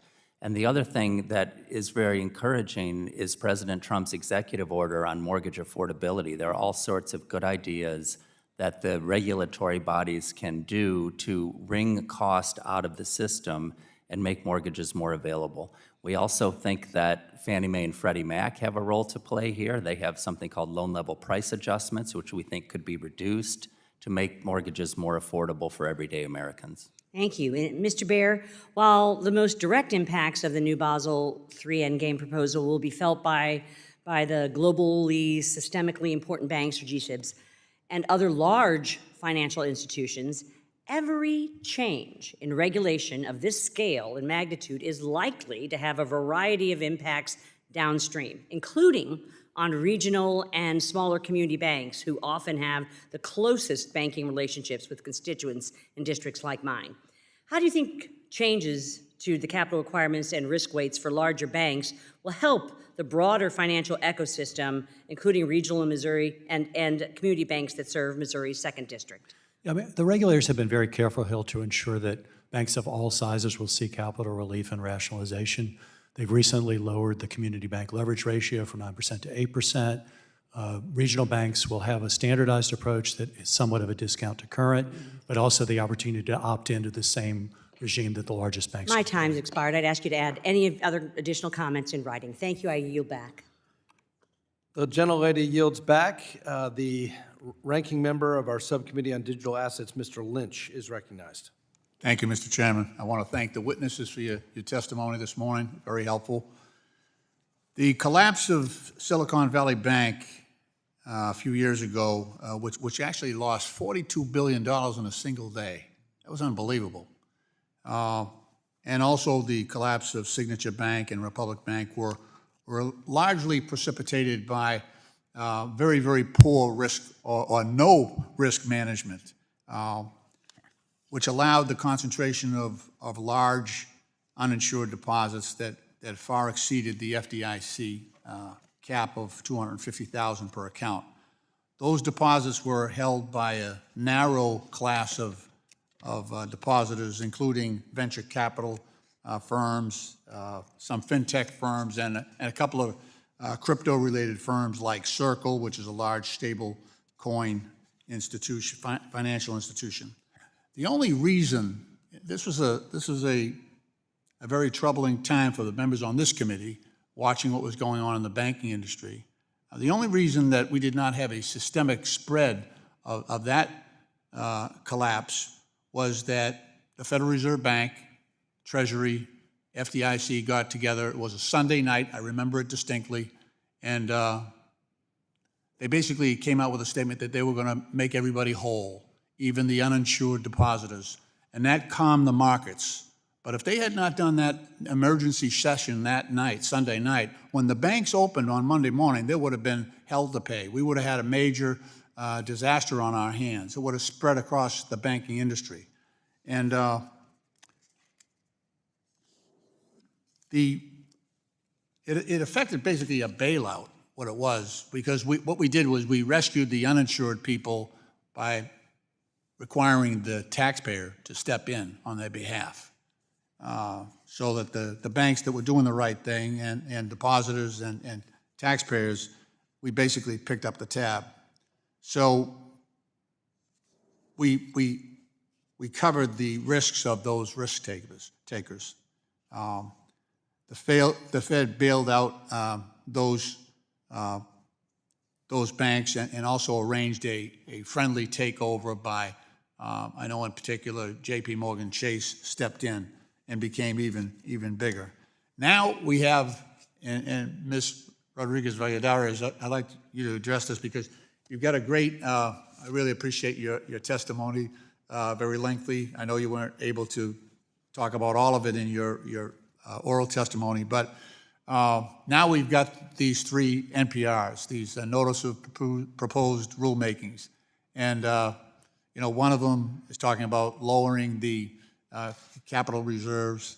Another one is $60 billion that they're lowering, the buffer that would normally protect banks that were in that difficult situation. We want to lower the rigor of our stress tests, and we want to, and we have also, in the meantime, we've passed the Genius Act, which allows banks basically to be in the same position that Silicon Valley Bank. It allows banks like Silicon Valley Bank to hold uninsured deposits as a reserve for these stablecoin issuers like Circle. So we've continued to erode, and these proposals want to erode the protections that we have. What are the risks? You talk about them in your paper. What are the risks to taxpayers, the risks to depositors, the risks to the banking community, and the banking system at large, created by these suggestions? I mean, the biggest risk, of course, is that banks the size of SVB or even larger would fail. And in fact, it's the regional banks that could have way more trouble than the GSIBs because they are way more concentrated both on the asset side and the liability side. And plain and simple, when banks fail, it destabilizes the rest of the financial system, and it means that the Fed, FDIC, OCC, everybody has to run around on that weekend precisely to solve everything on a Sunday. And they're already, the resources that these agencies have are way less than they have been. We have to keep that in mind. We still need these people, and there's fewer of them. A lot of talent is left. So that means that if we have a crisis now, it would be much harder. And in my analysis and my stress test, when you apply those GFC scenarios, many of the banks would barely be at a minimum. And many of the Congress people who've now left the room have talked about agriculture. And that sector, the best thing you can do to help that sector, my father was a potato and mint farmer in Indiana where I was born, and I lived in Texas, so that sector means a lot to me personally. But the best thing you can do for those farmers is help them make a living wage and keep banks from failing. If banks fail, those farmers are going to get hurt. The gentleman's time has expired. Thank you. I yield back. I thank the gentlelady. Thank you. Gentlemen, thank you. The gentleman's time has expired. I now recognize myself for 5 minutes, and at the outset, I'd like to submit for the record a letter submitted by SIFMA evaluating the impact of capital proposals without objection. That will be submitted for the record. So Ms. Valladares today has repeated an argument that I recall former Vice Chair Michael Baer making during the 2023 proposal. Mr. Baer, I'll have you comment on this. The argument goes something like this. Higher capital requirements lead to higher credit ratings for banks, which help lower borrowing costs for banks, which in turn allows them to pass on those lower costs to American consumers in the form of more lending and lower cost of credit. This seems pretty counterintuitive, given that higher capital requirements constrain the ability of banks to deploy capital into the real economy. Can you address this argument? Sure. It is clearly the case that to the extent a bank has more capital, its credit ratings will go up, and it should be able to borrow marginally less cheaply. So that is a benefit. On the other hand, there is a cost. And the most expensive way for a bank, or any other company for that matter, to fund itself is through equity. And that is why most companies try to diminish the amount of equity that they have to hold. Again, as someone who's worked inside a bank, the CFO, the corporate folks, they know how much equity costs. They know their cost of capital. And they monitor it, and they mete it out to the lines of business that can earn the highest return on that equity. They do not ignore the cost of equity. And of course, if you read any analyst report, talk to any investor, they're all very focused on this proposal. Under that analysis, they would be completely indifferent because the increase in cost for equity would be matched by a decrease in cost for debt. But everybody operating in the markets, all people who invest in banks, know that's not the case. Mr. Ghenghi, I'll have you also address that argument. And how does the revised framework ensure that higher capital requirements do not unnecessarily constrain lending to creditworthy borrowers? Well, I think they do so by becoming more risk sensitive in calculating the risk-adjusted amount of bank exposures. I mean, one of the things I would note is that under the new rules, risk weights do not just go down, they also go up. So there's more risk sensitivity. If capital requirements in the aggregate go down, it's probably because banks' exposures are concentrated at the lower risk end of the scale. If banks' exposures were concentrated at the higher risk end of the scale, then capital requirements would go up under the new proposals. So I do think they are more risk sensitive and therefore allow a more risk sensitive pricing and availability of services. But just going back to the 2023 proposal, is it fair to say that this argument that the higher capital requirements would have led to more lending, is that a debatable point? I think it's debatable based on my experience as a lawyer advising banks. Banks pay careful attention to the risk-weighted asset impact of any asset class, and they have a hurdle rate, an internal hurdle rate. And if an exposure doesn't meet that internal hurdle rate, they will change the pricing or change the availability. And I think a lot of the economic analysis on the 23 proposal was that, in fact, lending would go down substantially, materially. Let me go to this gold plating argument. Back to you, Mr. Baer.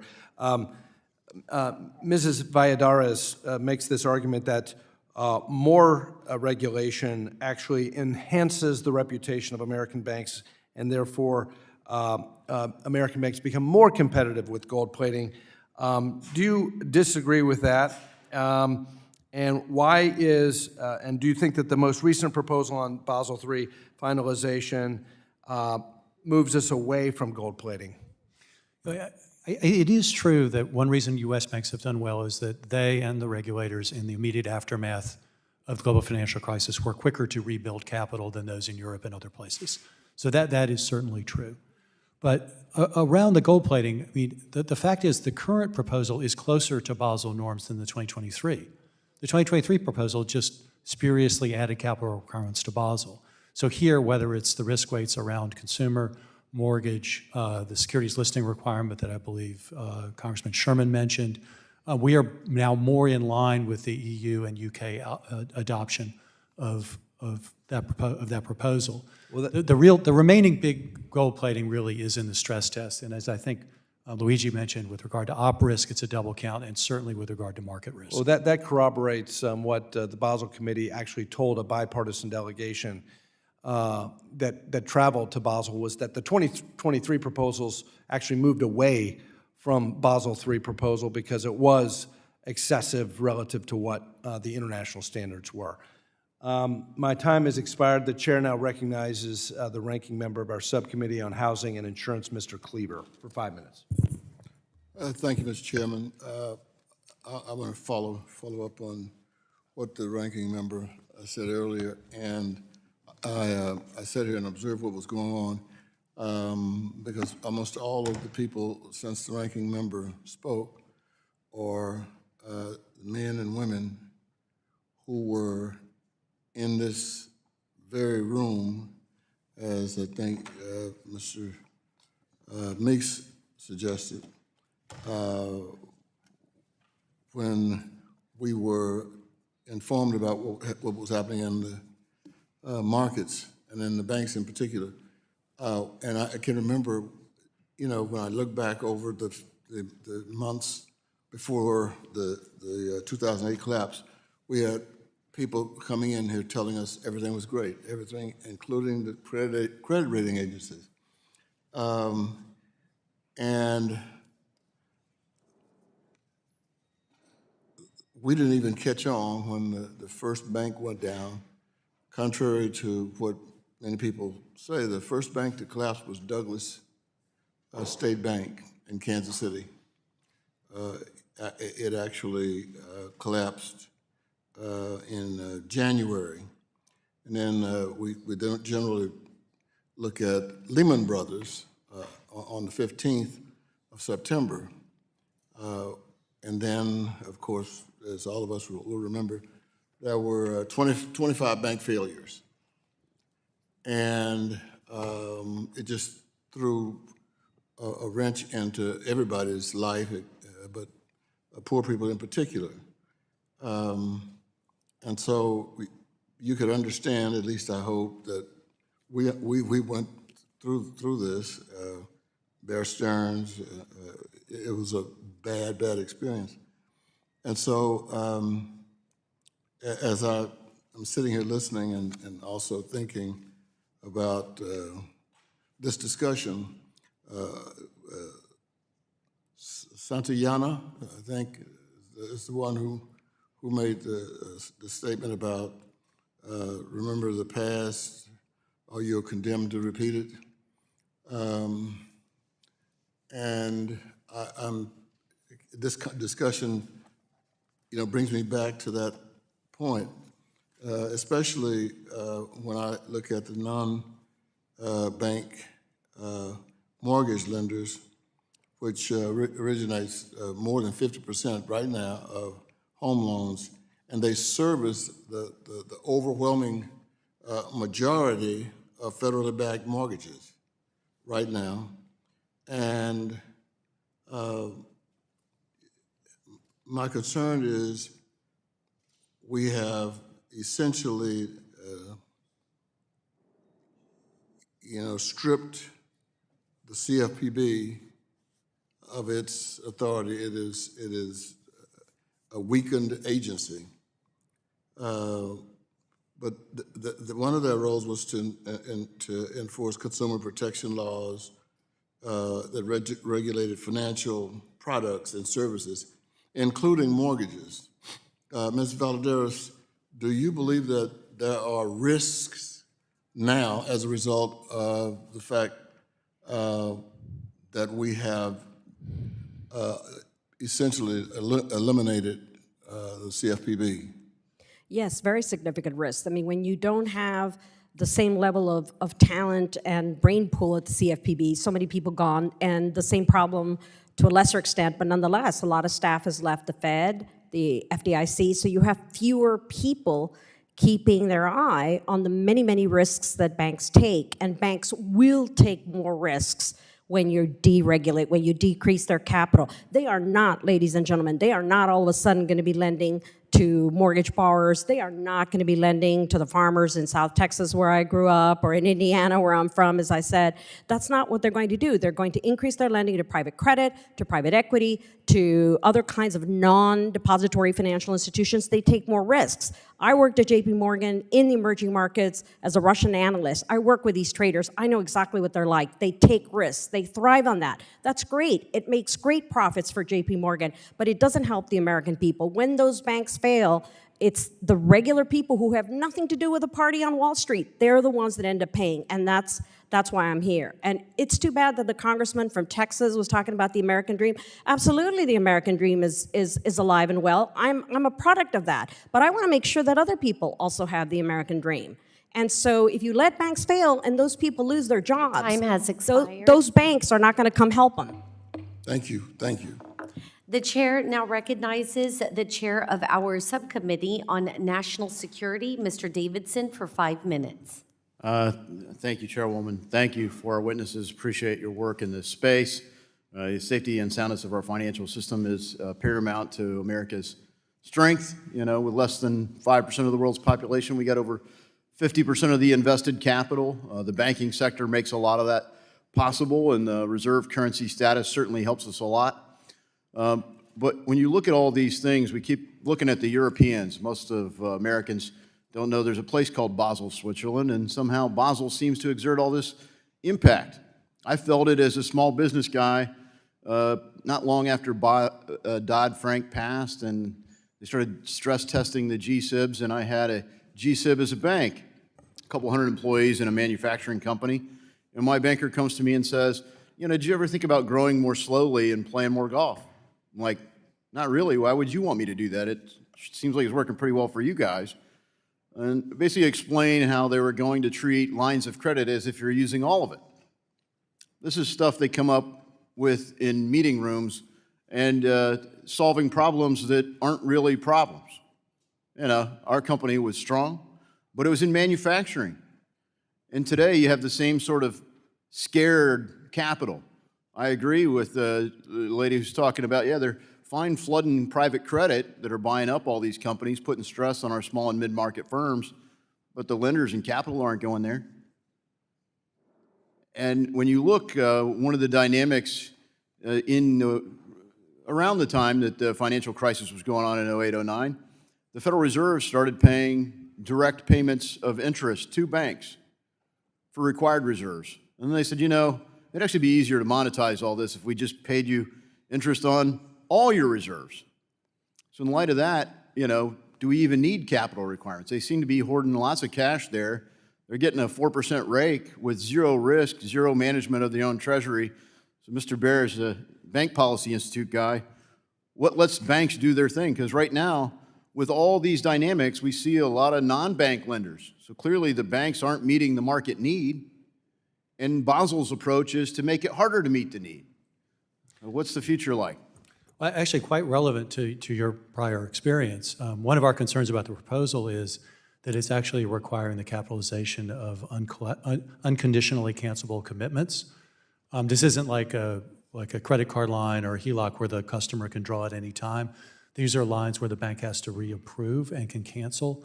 It was phrased as a clarification in the proposal, but it's a major substantive change that would affect businesses like your old one. So, it's an unbelievably complicated proposal. There are a lot of these little things in there. That's why it's hundreds of pages long, and I don't even want to know how long our comment letter is going to be. But it's really important as we look to the ability of businesses to thrive that we make sure we get all these risk weights right. Yeah, thank you. And, it's safe to say, I don't think they've got the right approach right now. Mr. Griffith, what other things are we confronting in this, Basel-imposed, mandate on our own country that frankly is crushing Europe in terms of performance? Why would we take our guidance from them? I agree. I mean, we clearly, I think, since Dodd-Frank have done a fantastic job. I mean, it wasn't perfect, but I think it's put us in a place where we are the benchmark for all, futures exchanges globally. And I think we need to look at our own needs and our own requirements here and make sure we continue to stay the course and continue to become the gold standard as we move forward. So I would agree with you 100%. We need to look at our own needs and not necessarily trying to mimic, other regimes which clearly have not done the job we have, at least in regard to the futures markets. Yeah, thank you for that. Look, I think there are so many layers here, but, our community banks, for example, generally aren't too big to fail, and we've undermined those, and we've shrunk the community bank sector by a lot with a lot of this heavy-handed regulation. I think that's made it hard to meet the addressable needs of the marketplace. So I hope we re-embrace tailoring and re-embrace some of the things that have made banks responsive to market needs. I am highly concerned that private credit's really a signal that banking hasn't met the market need, and we haven't really captured some of the risk there. Anyone care to weigh in the last few seconds about paying interest on bank reserves, including excess reserves? Is that good policy or not? Yeah, we've written a fair amount on this. Paying interest on reserves is no different from paying interest on a treasury bond. If you hold a treasury bond, you should get interest. If you hold reserves, you should get interest. It's also extremely important for the efficacy of monetary policy. So while it may not be popular, it is certainly necessary. Yeah, thank you. I yield. Gentleman's time has expired. With that, the gentleman from California, Mr. Vargas, is recognized for 5 minutes. Thank you very much, Mr. Chair and Ranking Member. Thank you for this hearing. Again, I want to thank all the witnesses here today. Mr. Baer, you gave us a rather provocative analogy of the helmet. You said that you didn't specify, I don't think, if it was a motorcycle helmet or what kind of helmet, but if you wear the helmet all the time, that in fact, you would be safer because in case you fell, you'd be safe because you had the helmet on. Of course, you could have taken the analogy the other way and said, well, actually, when you're riding the motorcycle, you don't have to wear the helmet all the time, only when you're going to crash. Only when you crash, because otherwise you're wearing the helmet. It's not really doing you any good because you're not crashing. It's not until you crash. The problem is you don't know when you're going to crash. That's why you wear the helmet. So you do have to manage your risk. I mean, it reminded me very much of the time when I was sitting on the San Diego City Council and the fire chief and the police chief were in front of us, and they were telling us how much money is wasted on false alarms, if you will, when someone calls and you get there 30% of the time, it's nothing. And one of my colleagues said, well, why don't we just not send it when it's not a false alarm? Only when the real alarms. Of course, they said, well, we don't know when that is. And why do I say that? We don't know when there's going to be a crisis. That's why we do stress tests. That's why we want them to be prepared. That's why we don't want another 2008, because we don't know when the crash is going to happen. I mean, it seems fair to say, wouldn't you, that you have to be somewhat prepared. That's why you wear a helmet. So loving the analogy. The reason you wear a helmet when you ride a motorcycle is because there is a higher risk of a crash. I'd analogize that to holding subprime mortgages. You don't wear a helmet when you go to bed, and I'd analogize that to holding reserves at the Fed or a Treasury security. The challenge of bank regulation is to say, where on that risk spectrum are we? And how granular do we want to be in assessing those risks? What I object to is those who just simply say more capital is always better. The virtue of this proposal is that they have actually done the work, I think in contrast to the 2023 proposal, and actually gone through asset by asset and said, here's the risk. Is it more like a motorcycle ride or is it more like a good night's sleep? Okay. And again, that's one of the great virtues of the Fed stress test. It does not assume good times. It assumes times worse than the global financial crisis across every risk strike. Okay. And banks have to not only be able to hold the amount of capital to absorb all those losses, but still be above all the Basel minimums. So that's a lot of capital. No, I get that, I get that. So, you have to figure out the risk. Now, Ms. Rodriguez-Oyarzábal, you're rather famous. You've been quoted more today than Mr. Powell or Mr. Baer by the people up here. So you did talk about unexpected risks, though, and you enumerate a number of them. You didn't enumerate, though, private capital, which seems to be a risk, and other things. I mean, what about this continuum of risk? I mean, it seems to me that there are these risks that are unexpected. Right. In fact, that is exactly the original definition of capital from the Basel Accord back in the 1980s, is that capital is to help banks sustain unexpected losses. And in my written testimony, I spent a lot of time writing about the tremendous increase of bank lending to non-depository financial institutions, right? Shadow banks, non-banks, all of those are synonyms. And the rise in lending to private credit has been astronomical. And we want to make sure that banks are well capitalized. In my written testimony and in the oral, I didn't ask for more capital. I just asked that there not be less capital. And it's also not about capital. Of course, banks have to be liquid. That's why banks the size of Silicon Valley Bank need the liquidity coverage ratio. That's also why you need good, talented supervisors and examiners. Well, let me ask about that, because you were asked by my colleague and friend, Mr. Cleaver, about the CFPB, but you weren't asked directly about the staff at the Fed, because the supervisory staff at the Fed, that's one of the things that Mr. Baer talked about when he voted no, was because of the big cuts there. Could you comment about that?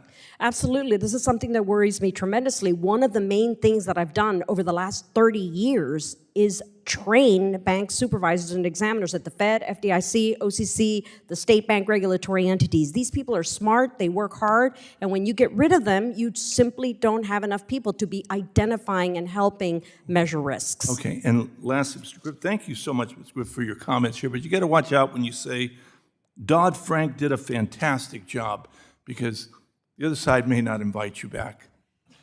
Well, relatively speaking, if you look where we were before and you look where we are now, and look, we trade on every futures market globally, and I will take the U.S. post-Dodd-Frank regime over anywhere in the world. Thank you. Gentleman's time has expired. With that, gentleman from Tennessee, Mr. Rose, is recognized for 5 minutes.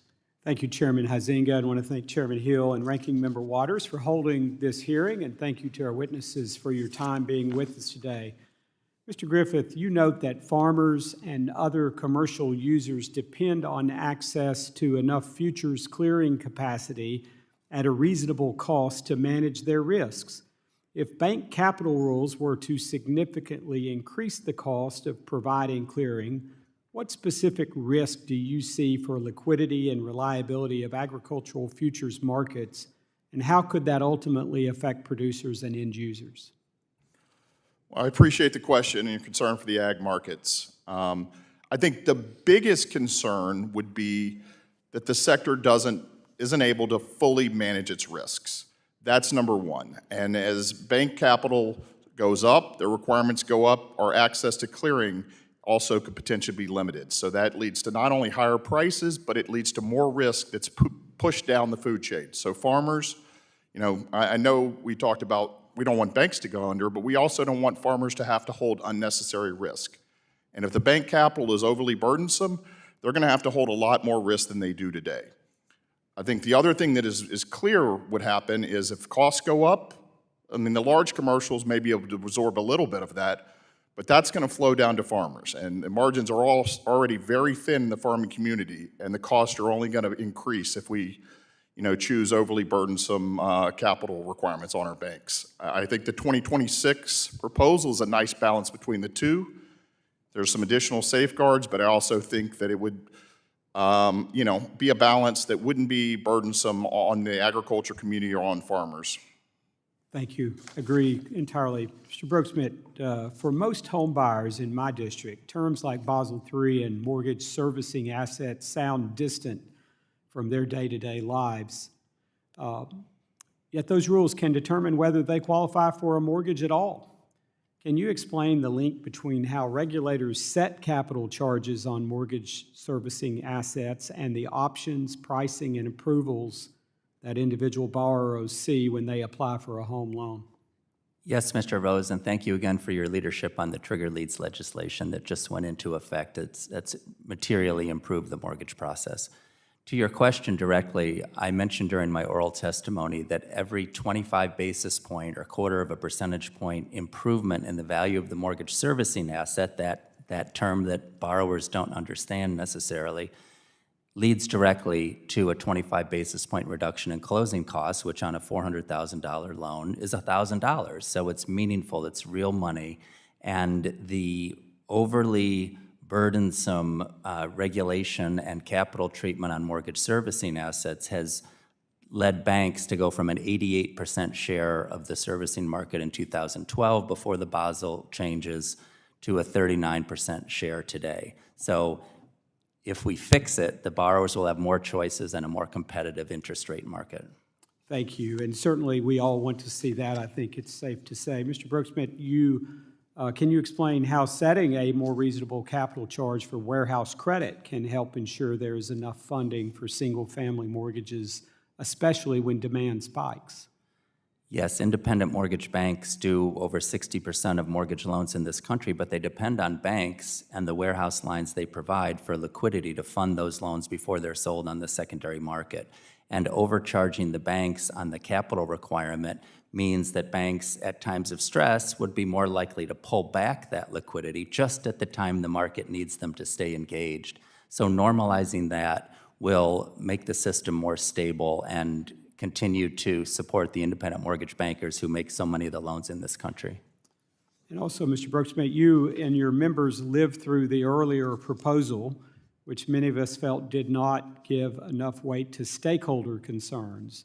As regulators work through the current notice and comment process on the revised Basel III proposal, can you talk about how a genuine opportunity for feedback can help correct those problems?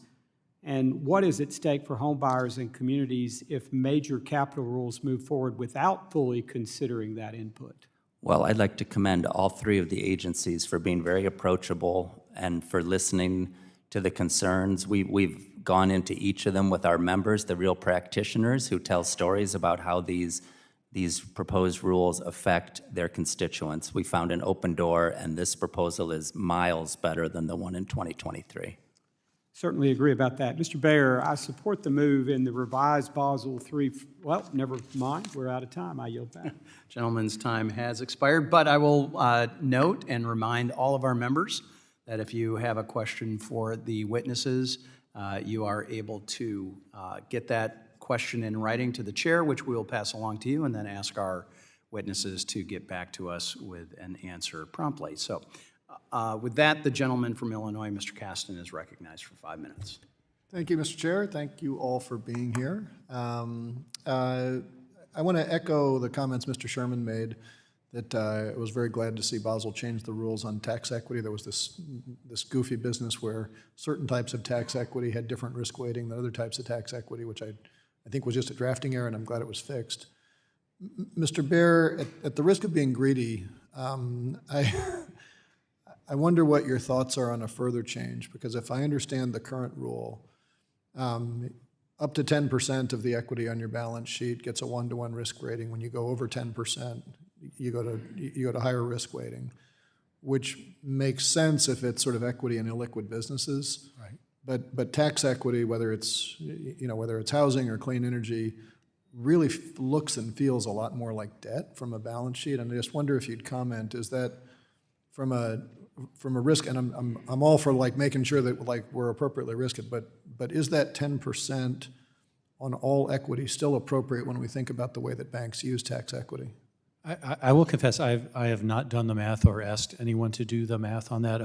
I share your belief that you should get the right risk weight for the risk, but I mean, as you describe it, it does feel that risk may be overstated. But I would be happy to run the numbers and come back to you on that. I mean, there's a long and goofy conversation that because of Senate rules, it's easier for us to make changes in the tax code than to make changes in policy. But the result is that we've now had banks filling that void. And as a guy who used to be in the clean energy industry, tax equity from a from a company perspective, looked and felt a lot like debt. Yes. Right, and from a bank perspective, and that's just different, in my view, than taking a stake in a private company. Well, would welcome your thoughts offline. Ms. Valladares, moving over to you. The OCC has made a point for a long time that banks should engage in prudent risk-taking. I could find a zillion quotes on that. Should banks have chief risk officers? Should banks have what? I couldn't hear you. Chief risk officers. Banks? Yes. Yeah. Okay. Yes. So I thought you'd say that. When we had the hearing after SVB went down, we learned that the OCC had compelled SVB to get rid of their chief risk officer and had never communicated that to the SEC. So public markets went for 8 months without knowing that the bank didn't have a chief risk officer, during which time their balance sheet was growing and their CEO was actively selling down his equities. We had introduced legislation at the time that said if you fire your chief risk officer, you need to A, notify the public, and B, if you go for an extended period of time, we can quibble what the extent is, you should not be allowed to grow your balance sheet until that person's in place. Would you support that legislation? Yeah, I mean, first of all, the chief risk officer is not the only person responsible for the balance sheet, right? You've got the chief accountants, you've got auditors, you've got a lot of people who knew that there were problems there, and the state bank regulator in California knew that there were problems, so did the FDIC. We've seen the documentation subsequently, but of course there should be a chief risk officer. No, and no doubt, I'm certainly not suggesting that's the only office, but Right. the fact that the regulators were saying you have a risk management problem and we're going to compel you to get rid of your chief risk officer, and then investors never knew, and they could raise equity against it. Like it felt to me like an easy barn door to close, and we still haven't closed the door.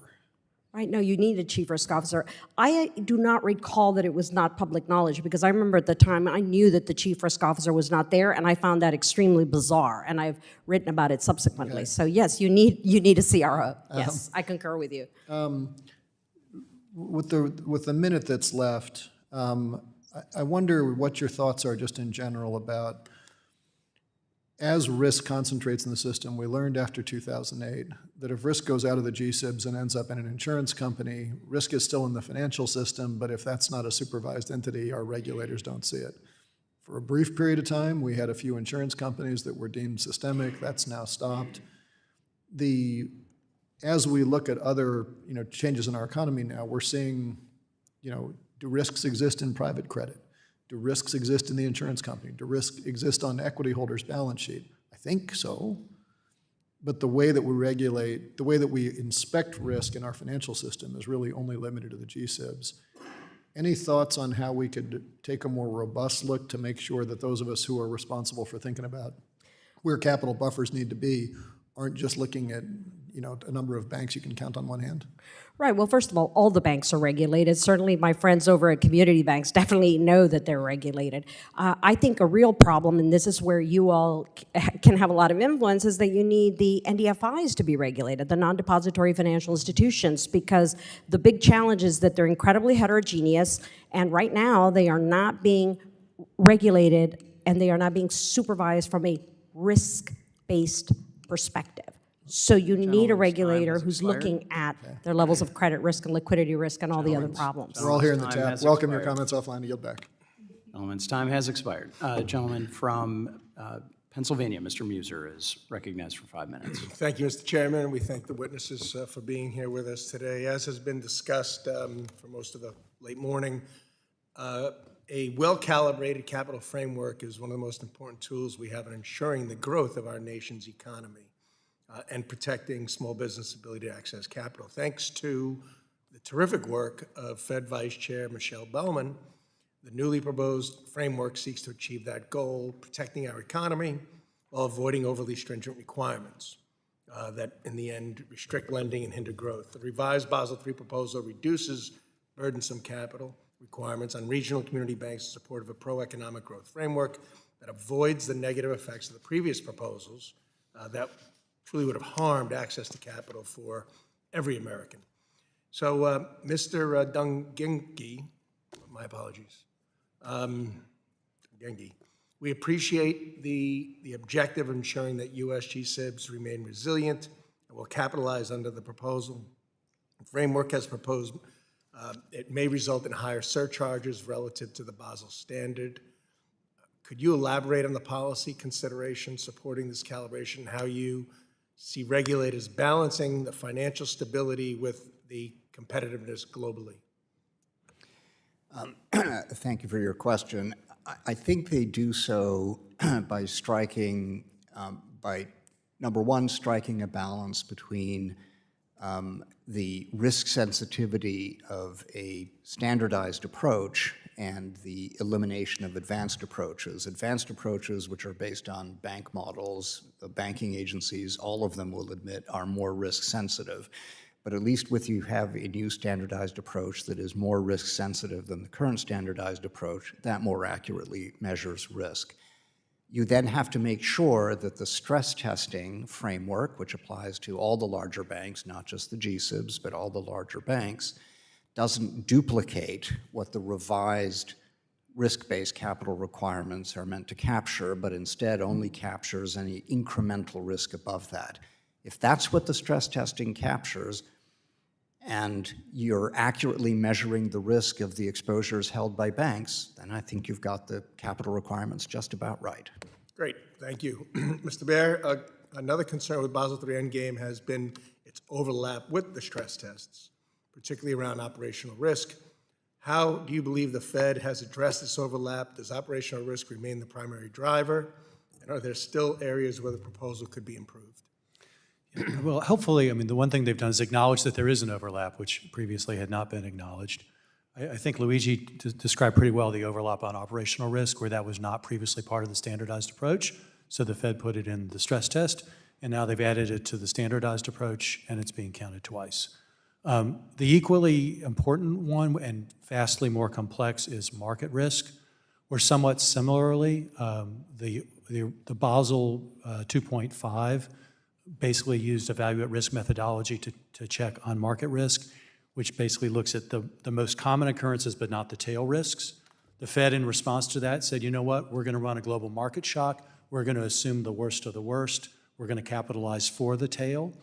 That made sense. So Basel was, business as usual. Fed stress test was catastrophic risk.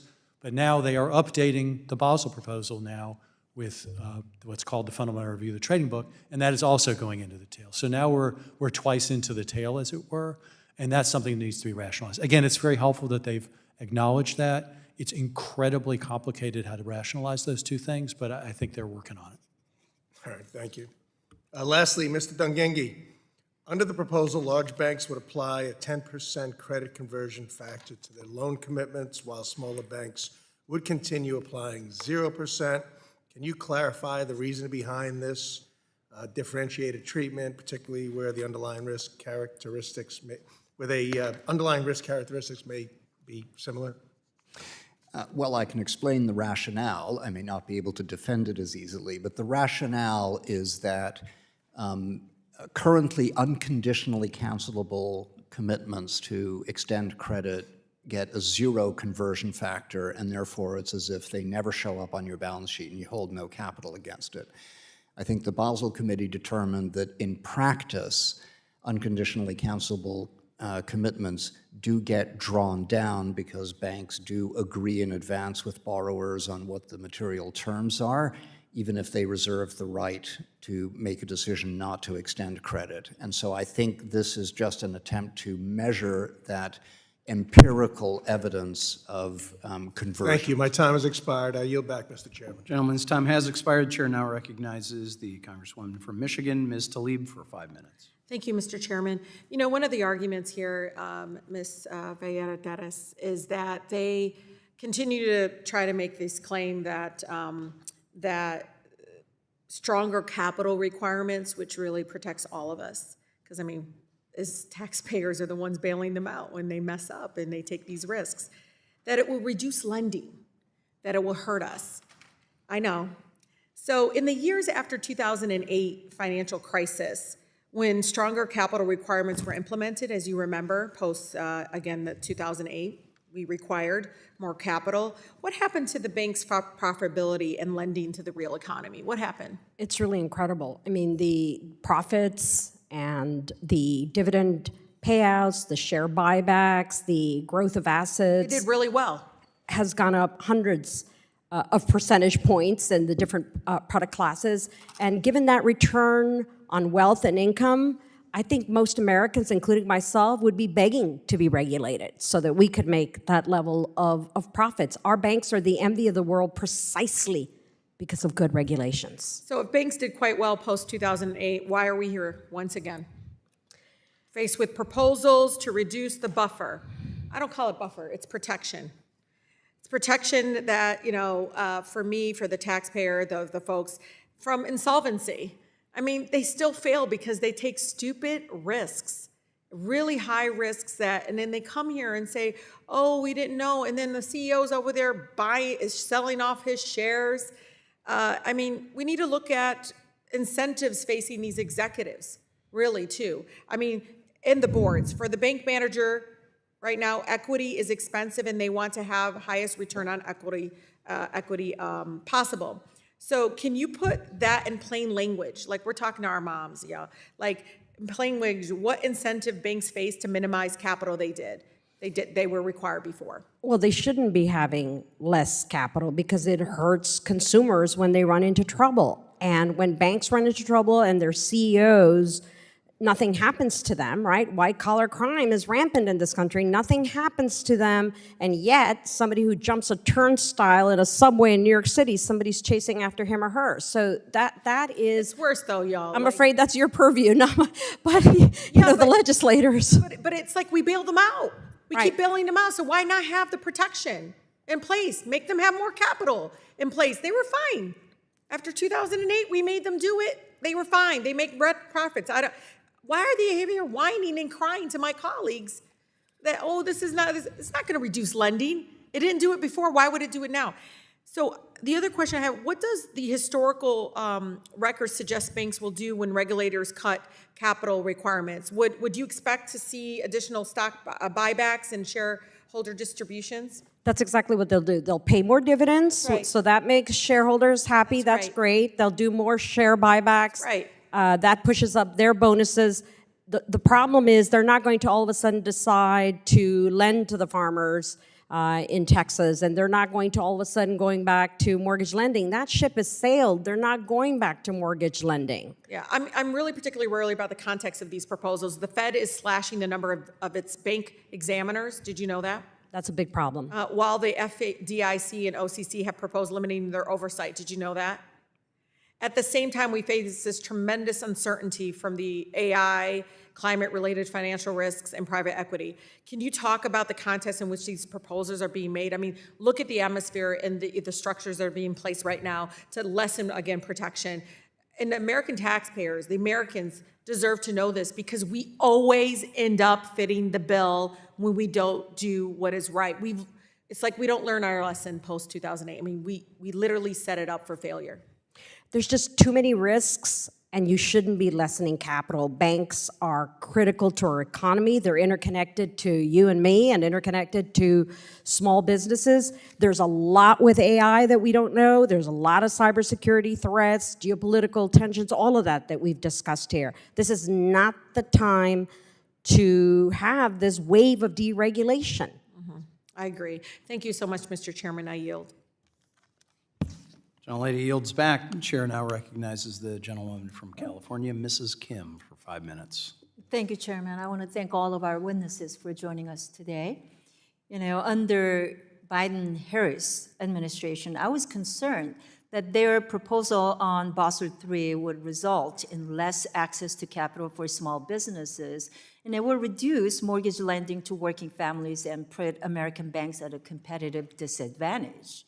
But thanks to great work of Vice Chair Bowman and other prudential regulators, I'm confident that the newly submitted Basel III proposal addresses almost all of those concerns and puts Main Street first.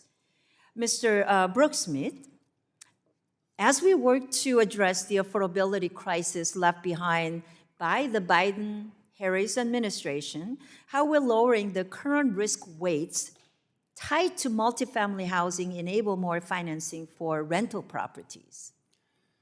Thank you for the question. There's an important component in the housing bill that's wending its way through the House and the Senate that would increase the statutory limit for FHA multifamily loans, which a couple members of this committee have championed. And unfortunately, via a drafting error, it would actually reduce that amount. So we're pressing for that to be fixed because we need more multifamily lending, particularly at FHA, where they focus on the more affordable units. And that would be a big help in that regard. Noted. Following the global financial crisis, we have seen a departure of bank participation in the origination and servicing of mortgage loans.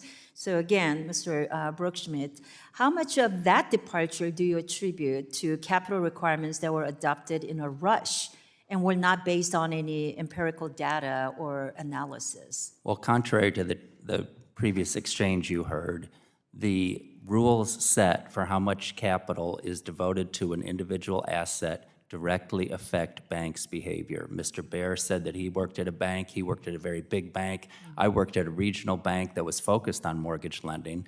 And the capital allocation required to make a loan directly affects what sorts of loan you make. So we've heard a lot of concern about the previous proposal, gold plating, meaning requiring more capital than the Basel rules did for on-balance sheet loans. This rule fixes that, and it will have an impact in banks' appetites to make more mortgage loans, contrary to what you may have heard from others. Thank you. You know, for too long, capital requirements that have a direct impact on Main Street lending have not been grounded in actual economic data. So I'm thankful that under President Trump, we have a banking regulatory agenda that is driven by actual data and analysis as regulators evaluate the potential rulemaking. But let me shift gears now. I want to focus on asset-based lending. Asset-based lending is typically secured by non-financial collateral, such as receivables and inventory. As a result, financial data shows that asset-based lending exhibits lower risk factors for loss severity as well.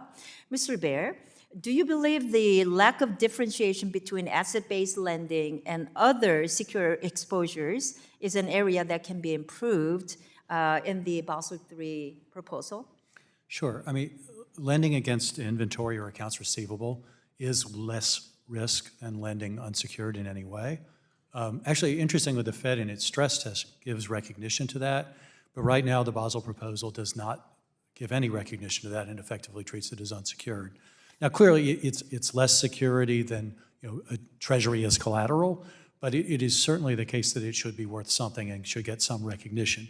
I think the agencies are going to have to do some work to try to figure out exactly how much, and we would certainly want to help them in that. But yeah, it's something that needs to be recognized when you're trying to assess the true risk of that loan. Yeah. You know, there's a lot to like in the Basel III proposal, but this is one area where I believe small tweaks, right, will help lower costs to borrowers in the long term.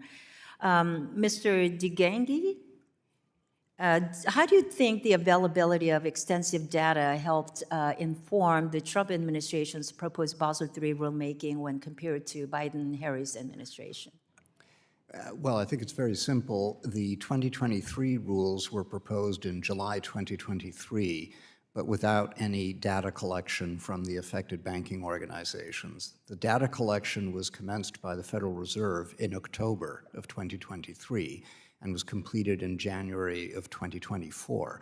So now, with respect to this proposal, the banking agencies all had the benefit of the results of that data collection. Okay, perfect. Thank you very much. I yield back. Gentlelady's time has expired. The chair now recognizes the ranking member of Subcommittee on Financial Institutions, Dr. Foster of Illinois, for 5 minutes.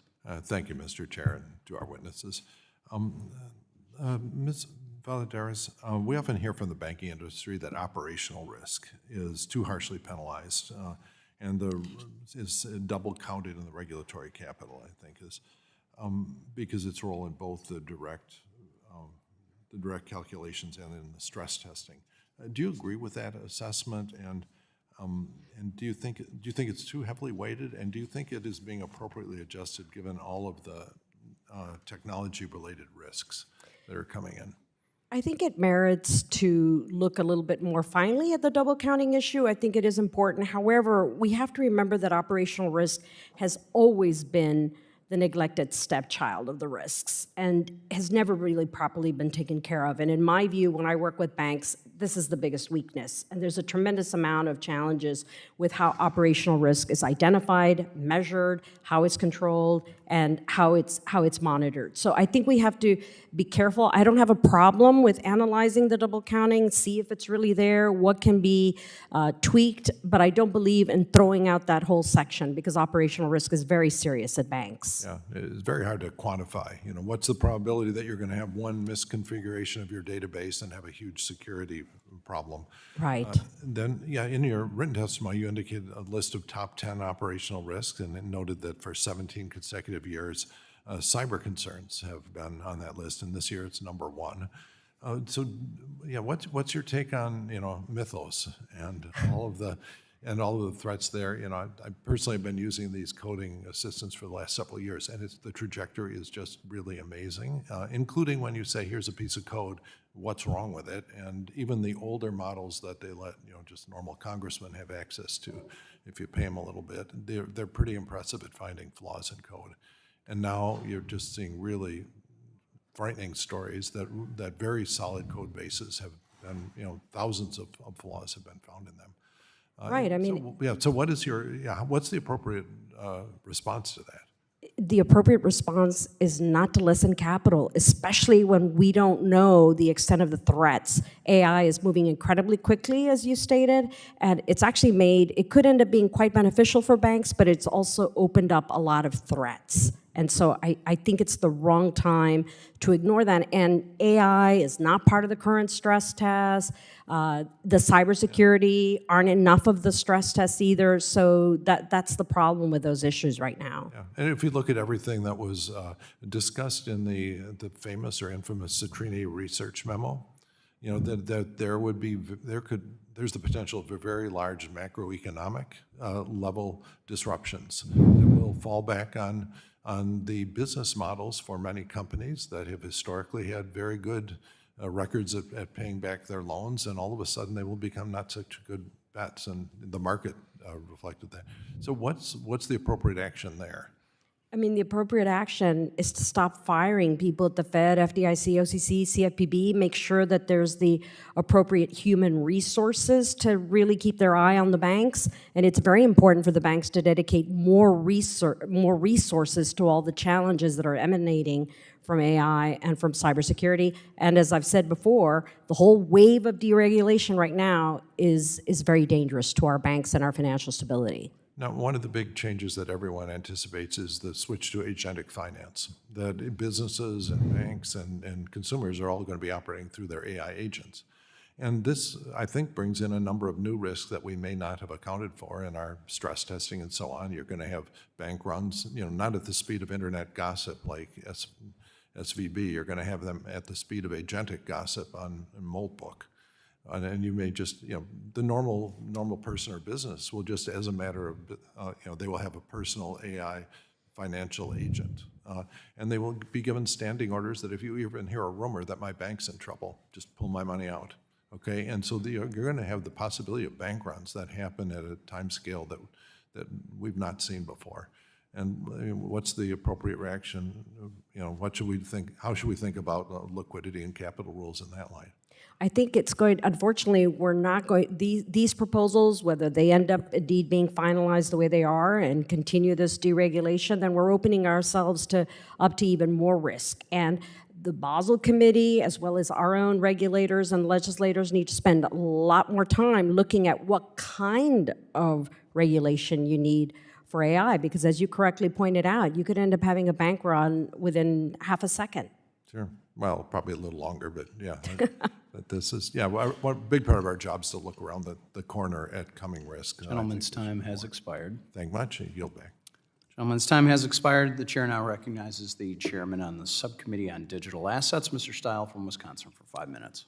Thank you very much, Chairman Huizenga. Thank all of our witnesses for being here today. Reasonable and appropriate bank capital standards obviously play a really important role in making sure we're protecting their stability in our financial system. but you also got to get it right. We've heard some of our colleagues today talk about inadequate bank capital standards, but I think there's a really important dialogue about what happens as you turn that dial up and what would occur if you turn the dial up, in particular, beyond those that are maintained by our peer countries. That's not always the right policy, because there's real-world negative consequences as you turn that dial up. I think some of our stakeholders have pointed out, under the previous administration, you had poorly designed bank capital rules that I think were hindering our economic growth, that were restricting loans and hurt workers and hurt the U.S.'s competitiveness. And that's why I was glad to see earlier this year a rewrite of the flawed Biden proposals. And so I look forward to kind of this discussion about where we were with the Biden proposal, where we are today, and to contrast that a bit. Mr. Broeksmit, if I can start with you. Affordability, obviously, front of mind for American families. Mortgage rates have come down a few ticks. They were up at 8% maybe about 2 years ago or so. They've come down. They've kind of settled in that 6 to 6.5 range. High by recent historical standards.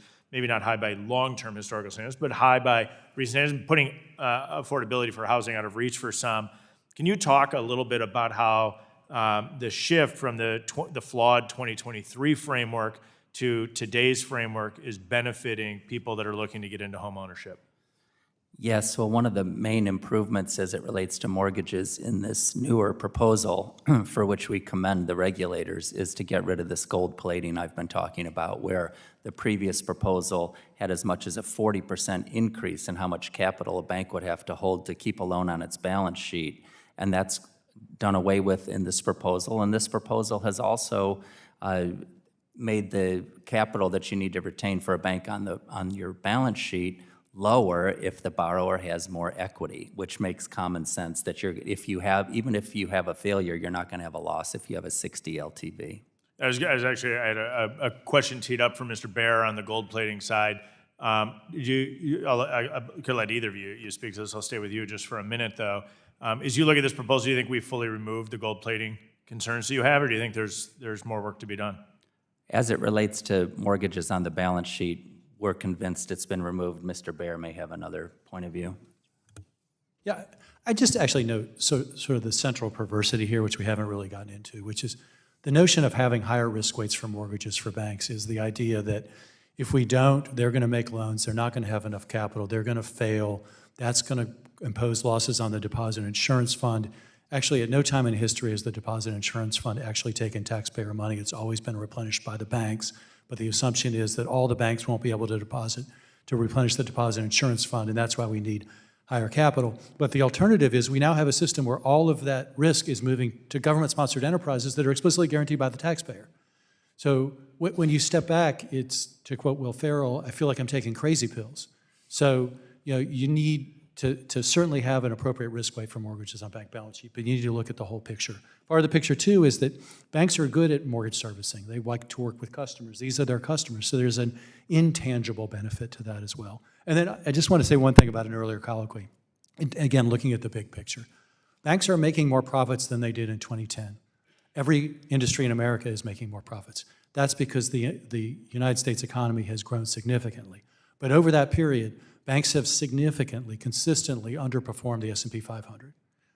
They have been labeled at various points uninvestable. It's why you've seen migration of the mortgage business, a lot of the securities business. So yes, they earn profits, but you can't look at profits in isolation. You have to look at where they are competitively as they compete for investors and capital.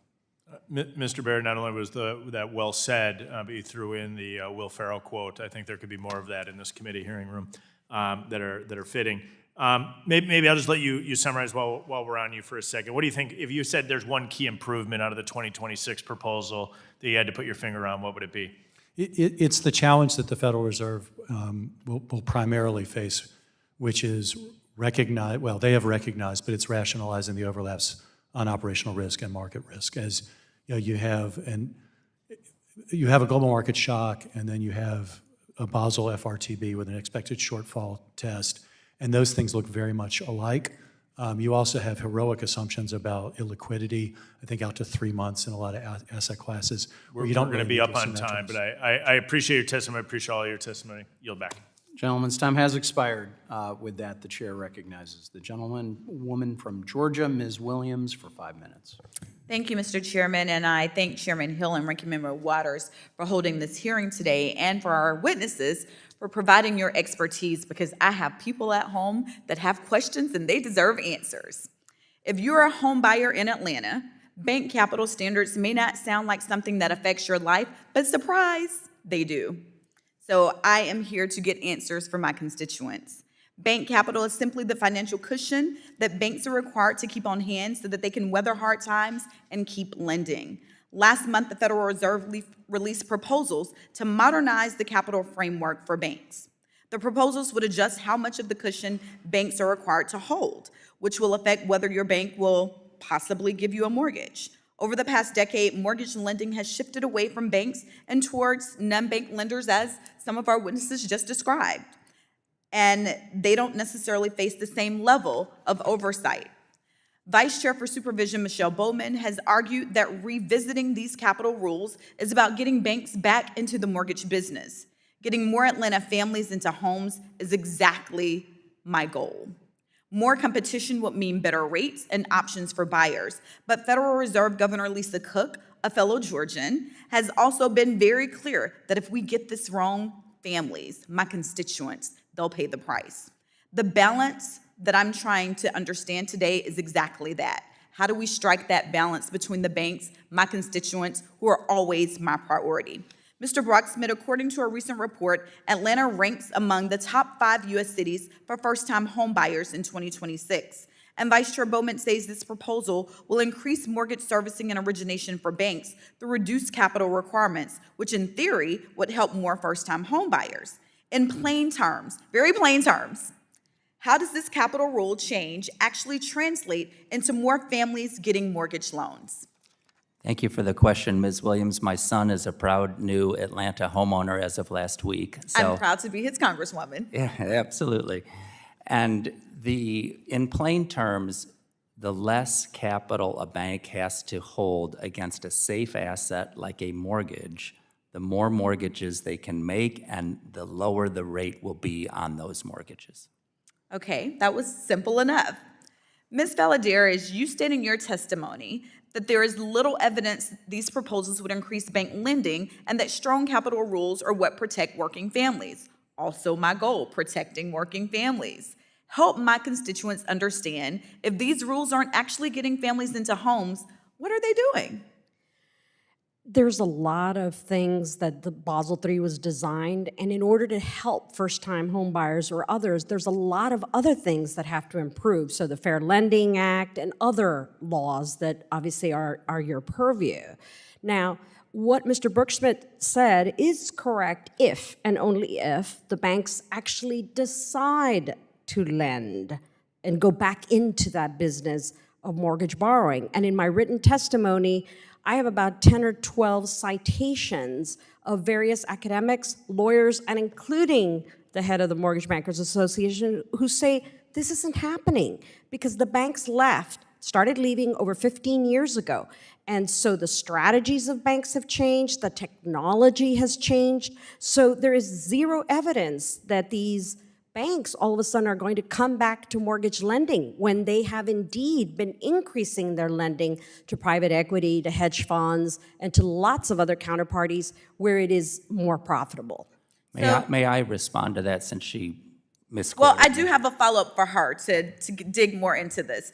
But if banks are receiving more capacity to lend under these proposals, what's stopping them from returning that capital to shareholders instead of putting it to work in communities like Atlanta? And then if you want to give a follow-up to her follow-up. Sure. I was quoting him from Politico, where he was quoted, but banks are not required to lend to mortgages. They can make choices as to where they want to lend. So I think that's also important to remember. This is the lack of requirement that you Right, so no one makes the banks go into the mortgages. Just because the rules were changed to the detriment of banks' interest in the mortgage business 12 years ago does not mean they shouldn't be changed to make them equitable. And what I said was there would not be a sea change. I've quoted several times, 88% to 39%. Well, every bank that makes another loan tomorrow because of this rule is more banks being involved. Will every bank get right back in it and have 100% share? No, of course not. That's what I said. Thank you all for your testimony today. And Mr. Chairman, I do have more questions for the record because I am here to serve constituents just like your son to make sure I'm getting the answers for them. And I want everyone to have access to capital so that they can buy that first-time home like your son. So, Mr. Chairman, with that, I will submit my questions for the record, and I yield back. I was going to say, the gentlelady is reminded that she can submit those questions to the chair. We will pass those along to the panelists and appreciate their prompt attention to that. With that, the chair now recognizes the gentleman from Wisconsin, Mr. Fitzgerald, for 5 minutes. Thank you, Chairman. First, I would like to ask unanimous consent to enter into the record a letter that is addressed to Honorable Michael Bowman and Jonathan Gould. It's improving housing affordability through bank capital modernization. Without objection, other than the fact that it's Michelle Bowman. Oh, Michelle, I apologize. Without objection. Mr. Chairman, I have in my hand February 20 joint letter from key mortgage and banking trade associations, which I just entered into the record, highlighting the important opportunity that exists with the modernization of bank capital standards to strengthen both financial stability and housing affordability by supporting a diverse, competitive mortgage market. Without objection, I'd like to ask that not only this be entered into the record, but also turn to Mr. Broeksmit. The MBA has argued in favor of more clarity on the treatment of private credit enhancement, both private mortgage insurance and CRT and bank capital rules. Could you please elaborate? I know you spoke about this earlier when I was here, on how providing this clarity can help improve just overall, once again, housing affordability because it's such a major issue before the House of Representatives. Sure, and particularly as it relates to private mortgage insurance, if you put 10% down on a mortgage, you get 30% private mortgage insurance. That takes the risk of the bank from 90% to 67.5%. As written, this rule would make you hold capital as if your risk were 90% and you didn't have any first loss protection. So we recommend that they do include some consideration for the effective loan to value after the mortgage insurance, because it's good to bring in loss absorbing private capital that would absorb the loss before the bank. And on credit risk transfers more broadly, that's often used by the GSEs and larger financial institutions. Similarly, we support well-capitalized transactions like that to provide loss-absorbing capital to the banking system. Thank you. Chair, I'd just like to note, I think of the last 2.5 hours, what you just said is the most important thing and should be the most important thing to members of the House of Representatives that are trying to figure out how to tackle the housing issue. And I have the chairman of the subcommittee sitting right to my left, so maybe he'll follow up on that. To Mr. Griffith, how do the revised capital proposals, particularly changes to risk weight and the treatment of trading activities, improve banks' ability to provide hedging and risk management services to producers, farmers, and maybe commercial end users? I appreciate the question. So the majority of the risk in the futures market, or the primary tool we use is, the primary tool we use is the futures market. The majority of that risk has to flow through an FCM. And a lot of that sits with big bank FCMs. And if you increase the capital there, two things are going to happen. One, their ability to clear could go down. You could have people leave the industry, which definitely injects risk into the system. I think that's worst case. Best case is that the costs go up. If the costs go up, that's clearly going to move down to the merchants, and that's going to flow down to the producers, it's going to flow down to the end users, and ultimately flow down to the American consumer. Very good, thank you. Mr. Baer, I just have a minute here. One concern has been addressed again a couple times. One of the concerns with 2023 Basel proposal was the lack of, I guess, appropriate tailoring, might be the way to describe it. How do the revised proposals better account for the difference in size, complexity, and business models across? Sure. For the smallest banks, separate from this proposal, there's been a lowering of the community bank leverage ratio that community banks can opt into. There's a legacy standardized that does not apply to GSIBs, but could apply to all other banks, and they have reduced some of the risk weights there.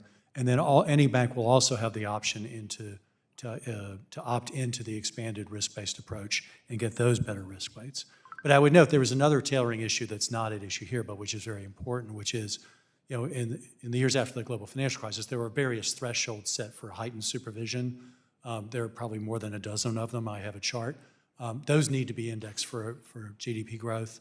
I think the agencies probably are on a path to doing that. They've had a lot of work to do recently, but it is really important for mid-sized regional banks that they not be continued to be treated like banks much larger than them, simply because the economy's grown and they've grown along with it. Thank you. Chairman, I yield back. Thank you. Gentleman yields back. Chair recognizes the chair of our Subcommittee on Housing and Insurance, Mr. Flood of Nebraska for 5 minutes. Thank you, Chairman. I'm pleased to see that prudential regulators have acted quickly to provide some certainty around the newest Basel capital requirements. It's a welcome change from when I arrived in Congress and everyone was upset with what the Biden administration was doing. And I've heard repeatedly from industry that we need a resolution on this matter so we can put it to bed and end the uncertainty. Mr. Broeksmit, can you explain the importance of removing the cap on mortgage servicing assets as assessed towards capital in the proposed rulemaking? What kinds of effects do you expect this change to have on mortgage lending? I think we might have talked about this already, but... But the cap specifically, I haven't covered much, so thank you for the question. The cap prevents banks that are good at and like to service mortgages from growing above a certain amount of their equity. And removing the cap will remove that constraint. We have member companies who have to sell servicing. They don't want to, have to sell servicing every quarter to stay below the cap, lest they have to hold dollar for dollar capital against the excess. So good banks who like to do it and are good at it will no longer be forced to sell. I have one of those servicers in my district, Westgate Bank. They're good at it. They know what they're doing. They built a business and a great reputation on it, so I appreciate that. Continuing this line of questioning, Mr. Broeksmit, I've long been interested in making it easier for banks to get back into the business of mortgage lending. Do you think the change in the treatment of the mortgage servicing assets will make it more likely that banks originate and retain the servicing on mortgages? Yes, I do. I'll again cite my statistics that when the mortgage servicing asset had 100% risk weight in 2012, banks serviced 88% of mortgages. Today, they service 39% of mortgages. That doesn't mean that banks that totally got out are coming back in tomorrow, but it does mean more banks will originate and retain the servicing when this punitive capital treatment is eliminated. And what I think is important about this, just from a state that has a lot of community banks, you go down the street to your local bank, you get your mortgage, they sell it off to the GSEs. You go get your farm loan, it's backed by the FSA. You go get your business loan, you're going through the SBA. We need banks to be banks to be banks, to be that decider of how to spread the capital out. Mr. Baer, among your member institutions, do you think the capital changes proposed by Basel will significantly change their approach to mortgage lending? And if not, what could change their view on mortgage lending?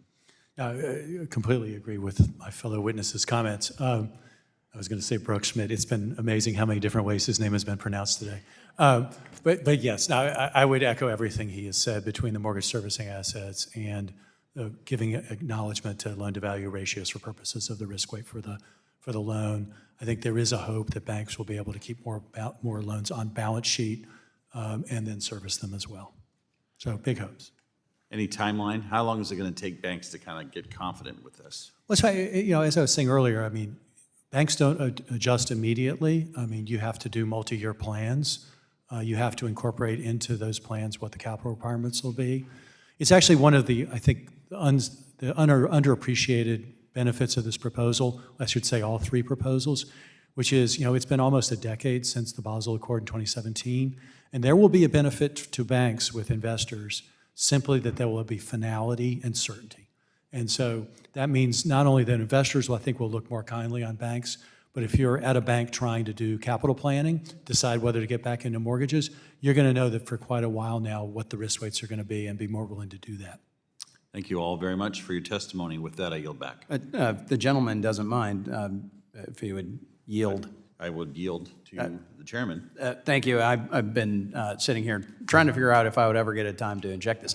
When I graduated with my oh-so-employable political science degree, I can always tell the poli-sci majors who are watching, I went into real estate full-time. Family's been in construction for a very long time, and this was in the early and mid-'90s to the late '90s. And that was that period of time that you were talking about where we were starting to see rapid change from banks holding those mortgages and really seeing local banks servicing their customers, and the system just started to flip. And by the time we were developing in the early 2000s, it had radically changed. And I'm just, for one, am glad that we are trying to restore that stability.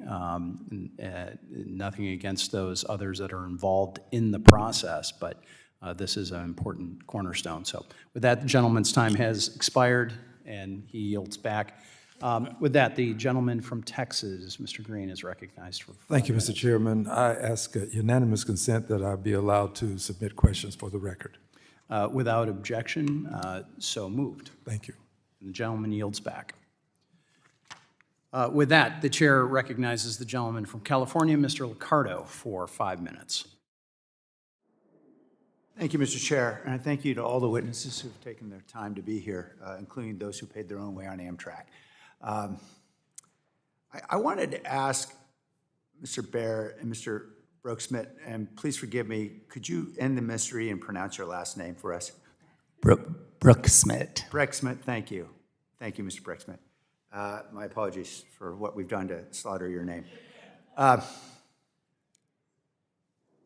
I guess maybe I'll start with you, since you know a little bit about this business. The whole point of recalibrating the regulatory treatment of mortgage service assets, it would seem to be to get banks back in the game of mortgage lending. Is that fair to say? Let's just say level the playing field so that those who are good at it and want to be in it can be in it without being punished.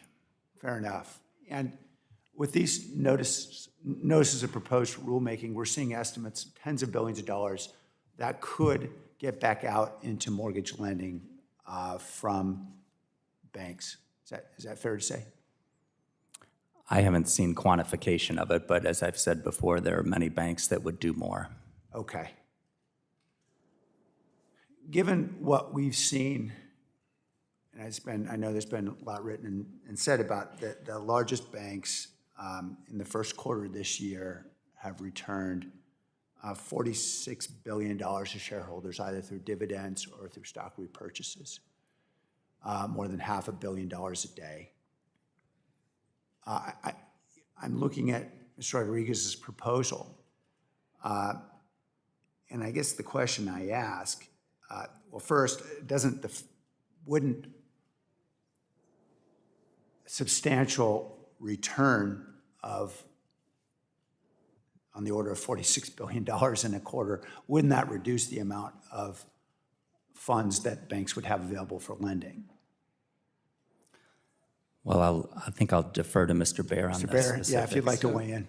No, I'm glad you brought up the issue of share repurchases. I mean, if you're running a bank, CEO, CFO, and you have retained earnings, what you want to do is invest them in your business. That's what you get paid to do. Sure. You want to grow the business. That's what it's about being a banker. If you can't do that, or you don't have sufficient returns, maybe you do a little M&A, and then you pay your dividend, which shareholders really like. A share repurchase is the last resort for a banker, and I think probably for people in other industries. It's basically an admission that we can't earn enough on this money that our shareholders will be happy with that rate of return. And so what we're going to do is we're going to give it back to the shareholders and let them invest it somewhere else. That's never a first option. That's in some ways almost an admission of defeat. So one of the hopes out of this proposal is that to the extent that you're lowering the cost of capital, you're able to increase return on equity for banks. And that will incentivize them to reinvest that money in the business as opposed to giving it back to their shareholders to invest in some other business. And I don't disagree with the principles you've described, but shouldn't that make us seriously consider proposals like Ms. Rodriguez's, that if we are going to loosen or accommodate regulatory requirements on banks to enable greater mortgage lending, shouldn't those also be accompanied in those cases where banks are beneath prudent thresholds for capital requirements? Shouldn't we also impose restrictions on share repurchases and dividends? Well, I mean, if banks are beneath their thresholds, including the requirements of the stress test, they're automatically restricted from making repurchases and distributions. Well, I think mean, Ms. Rodriguez is saying a bit more. Would you like to weigh in? Thanks. When I ran a stress test using global financial crisis numbers and qualitative assumptions and applied it to the NPRs, a number of these banks would barely be at the minimum, right? And that's not even including possibilities of problems with AI or other issues that we've discussed, and that's what concerns me. So no, banks should not be increasing their dividends or doing share buybacks. They should be deploying that to actually lending, which they claim they're gonna do and often don't. And it could also go for retained earnings, which you mentioned, which is higher quality capital. So I think that's very, very important to remember, because banks are not just any kind of company. They are very special because of their interconnections to the broader economy. I mean, just to be clear, I mean, I think she's referring to her own personal stress test that she's conducted. The Fed has hundreds of people doing their stress tests. The banks have thousands, perhaps tens of thousands of people running their stress scenarios. I'd bet on them in terms of an accurate view of capital adequacy. Thank you. Gentleman's time I'll has yield. expired. I'll perhaps ask for information offline. Thank you very much. Yes, and again, reminded that all members are able to submit questions for the panel through the chair, and we will pass those along. With that, the chair recognizes the Congresswoman from Massachusetts, Ms. Presley, for 5 minutes. Thank you, Mr. Chair. I'll state the obvious to everyone, apparently, but the Trump administration. We're in an affordability crisis, and while minority-owned small businesses in Massachusetts generated $2.5 billion in revenue in 2023, many of these small businesses, our minority-owned small businesses, remain underserved by our financial system. Talking about, their ability to access equitably loans, credit, and other supports from our financial system. In fact, I know many experienced a disparate impact from the pandemic and never recovered. I represent the Massachusetts 7th Congressional District, and more recently, we have seen a number of our minority-owned small businesses close to or forced to shutter their doors, having never recovered from the pandemic. A legacy business, Final Touch Boutique in Roxbury, is one of those such businesses. Mr. Baer, during the pandemic, do you know how small minority-owned businesses were impacted compared to other businesses? Can you speak to that? I mean, Congresswoman, I don't have statistics on that. I presume, and I think as you suggested, that they did worse, probably because they had less capital built up and were less resilient and were smaller, and that was a tough thing to be, even with, PPP aid and things like that. Fair enough. Well, in fact, one Federal Reserve research paper found that Black-owned businesses went out of business at twice the rate of white-owned businesses and saw cash decline at 9 times the level. Mr. Baer, when bank capital requirements are lowered, like under Trump's Basel III proposals, do you have data on how much of that extra money actually goes back into communities for local small business loans? Well, I mean, it's difficult to predict as the rules are not final, so we would have to wait a year or two and see what the results are. So I can't give you any kind of accurate estimate on how much that would increase any type of lending, whether that's mortgage or securities intermediation or loans to small minority businesses. Well, some of what I've found is that large banks are not necessarily reinvesting these dollars into underserved communities or lending more if they don't have to. So in fact, much of the research, what it bears out is that increasing bank capital requirements can actually increase bank lending and resilience. And in 2023, we saw what the SVB bank collapse almost did to small businesses in districts like mine, the MA 7th, and around the country. So we need banks that lend more, but also protect people's money.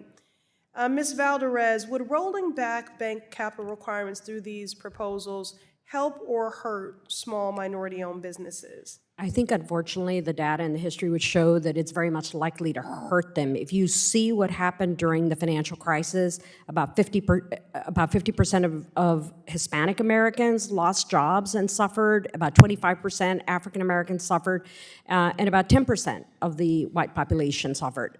Not only are there issues with discrimination, but as one of my fellow panelists described, yeah, there's issues with their access to capital, with their experience in taking out loans, all of the, these are complex issues. So there's a lot of things, and especially under this administration, I personally see no signs that there would be focus on helping underserved communities. None whatsoever.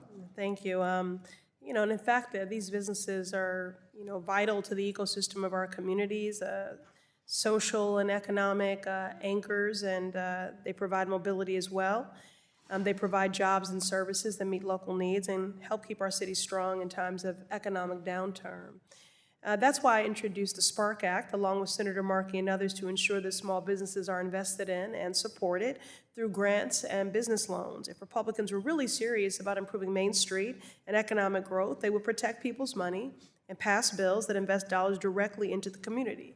That is actually a policy choice we can make right now and improve the lives of the American people. And I just want to say to my constituents, while some may have forgotten how the 2008 global financial crisis impacted you, or how the COVID-19 pandemic and SVB bank collapse impacted you, or even how the history of slavery and racial discrimination have continued to impact you, I want you to know that your Congresswoman has not forgotten you and will not stop fighting to make sure we repair past harm and prevent future harm to our businesses, communities, and families. I yield back. Gentlelady yields back. The chair recognizes the gentleman from Montana, Mr. Downing, for 5 minutes. Well, thank you, Mr. Chairman, and thank you, sorry to make you look sideways like that. Thank you to the witnesses for being here. I just want to start out by saying I'm really happy to see the bank regulators under the Trump administration propose a new Basel III rule that actually reflects the realities of banks of all sizes, all banks that operate in that. But I'm going to start with Mr. Baer here. And it seems that the original 2003 proposal operated under the assumption the banks were substantially undercapitalized. So do you believe that banks in the United States are undercapitalized?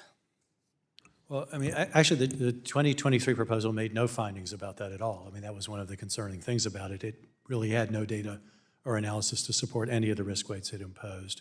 But, to your question, by every measure, and I go through this to some extent in my testimony, U.S. banks have ample capital.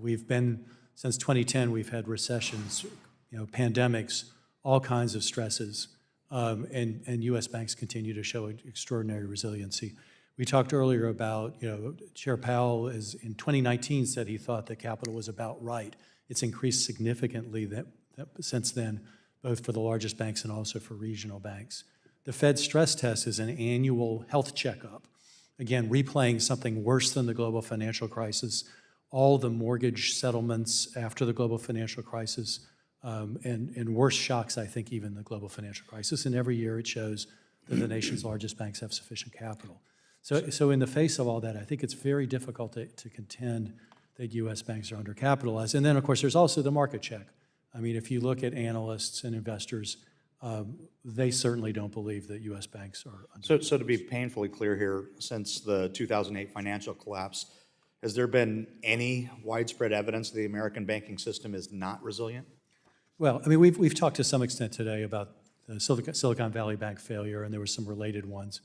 But that truly was a kind of a unicorn moment where it did not fail for credit risk, it didn't fail for market risk, it didn't fail operational risk, it didn't fail for counterparty risk, it failed for interest rate risk. It bought a bunch of mortgage-backed securities from the agencies and the treasuries, and it lost money because the Fed raised interest rates by 500 basis points. Those treasuries didn't default for credit. And also, the way I describe Silicon Valley Bank is all their depositors knew each other. They were all in the same text chain. Right. That's not a great thing. Now, there's no rule you're going to write about that. Raising capital doesn't help for that. That's just a failure, I think, of their own liquidity management and a failure of the examination staff that was overseeing them. Thank you, I appreciate that. I'm going to move on to Mr. Broeksmit. The original Basel proposal would have broadly raised capital requirements for banks with $100 billion in assets or more. We've already discussed at length what effects that would have had on the availability of credit and opportunity for growth. So my question is, what downstream effects would this proposal have done or have had on some of the smallest banks in the United States, particular in very rural states like in Montana? Well, as I've said before, Mr. Downing, the appetite of banks, very much including small banks, to make mortgages is diminished when they are hit with punitive capital charges for those mortgages.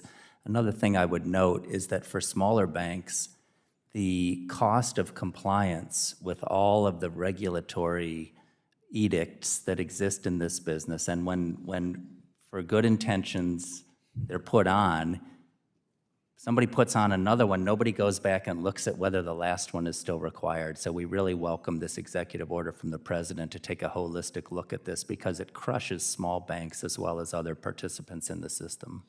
Right, with the impacts on rural financial institutions, what do you believe is the potential impact on housing affordability?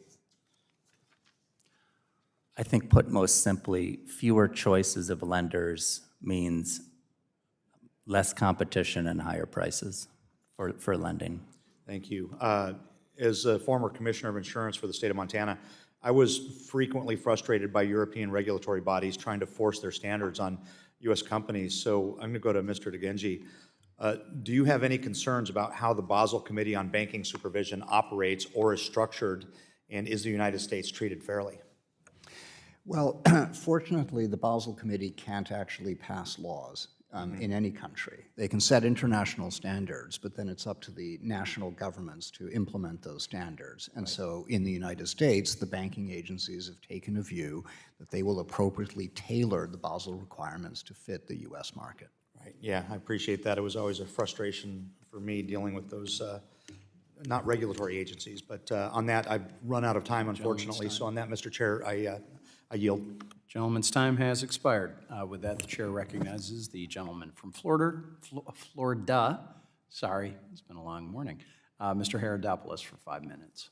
Thank you, Mr. Chairman. And first of all, I want to mention that I really like this proposal versus 2026. I think it increases both transparency and clarity.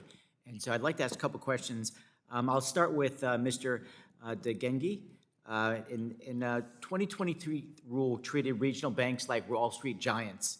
How does the 2026 fix better tailor requirements to risk size and business model in managing that risk? So I think the 2026 proposals basically recognize that there is a congressional mandate to tailor requirements. That is a mandate. It's not an option. And therefore, the enhanced risk-based requirement, the new standardized requirement, applies to the largest banks, the Category 1 and Category 2 institutions. And then they've proposed a revised standardized approach, which is new, which the 2023 rules did not have. But the revised standardized approach is meant to apply to smaller banks. But at the same time, to the extent that a regional bank does a side-by-side comparison and decides that there actually would be some benefit to adopting the more enhanced, more risk-sensitive approach, they have the option to do so. So it really gives banks an option to decide what level of complexity of capital requirements they want to be subject to. Thank you. And Mr. Baer, how does this proposal keep Dodd-Frank capital floors in place while making smarter changes above them to unlock potential growth? Right, and I just follow up with the regional banks just to add, because it hasn't really come up today because it isn't technically part of the hearing. But I think for regional banks, they are going to have good options with regard to capital, and they won't be discriminated against vis-a-vis the largest banks. But a lot of the burdens are actually supervision. the burden of examination on them when they are not systemically important. And I think that's where a lot of the agency actions around defining safety and soundness, material risks, things like that, I think are going to be really important for regionals. It's also why, as I noted a few minutes ago, why tailoring is going to be really important. You know, it is the case. I mean, this proposal, although some try to lampoon it as something else, is very consistent with the Basel approach. In fact, it cues more closely to Basel than the 2023 proposal did. And so, you know, it's very much in the mainstream of what was intended by Dodd-Frank and the Basel Committee. And it really sets the U.S. up, again, with a predictable, sensible, risk-sensitive approach, whether you're a GSIB, a regional bank. And again, the smallest banks have the option of just simply doing a leverage ratio because their balance sheets are not terribly complex, and they've received relief on that. So I do think, you know, regardless of where you are on the complexity spectrum, you're going to see some sensible capital relief here that will incentivize you to make smart loans. Well, I think in general, Mr. Chairman, I think the focus needs to be on that certainty and stability that you're trying to offer banks, given flexibility that fits their model best, because the goal is to make access to capital less expensive. And when the banks are given that option, I think they're going to meet those customer needs. The last question I'll ask Mr. Baer, and if others want to pipe in as well, it'd be great. I think the 2023 issue lacked clarity, as I mentioned before.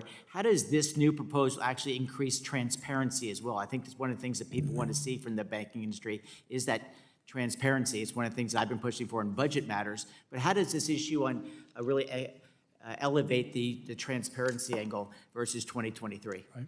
So, I mean, I think when it comes to Basel and the GSIB surcharge, it's status quo. I mean, the big change has been on the Federal Reserve stress test, where the scenarios were never put out for comment and where the models were secret. The Fed, I think, has done an exemplary job. It took a lot of work, but they have now published both a scenario design guide.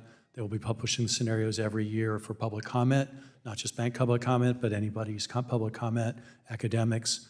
And then the models are now public as well. I think as a result of their being public and being subject to comment, they are going to get much more accurate and much better. Again, the remaining changes, particularly around market risk, where the models are fantastically complicated, it will be a matter of reconciling those with what's in the standardized approach for market risk in the Basel proposal. But again, it is an underrated virtue of this set of proposals that the U.S., and I would say in quite significant contrast to Europe, is going to be a place where people who invest in banks know what the rules are going to be, whereas I think European banks lumber under a series of sort of secret capital charges that they call Pillar 2. And I would just say, Mr. Chairman, I think this is one of the keys to take the mystery out of banking, and there's no better way than to have this type of clarity and transparency to take some of that mystery away.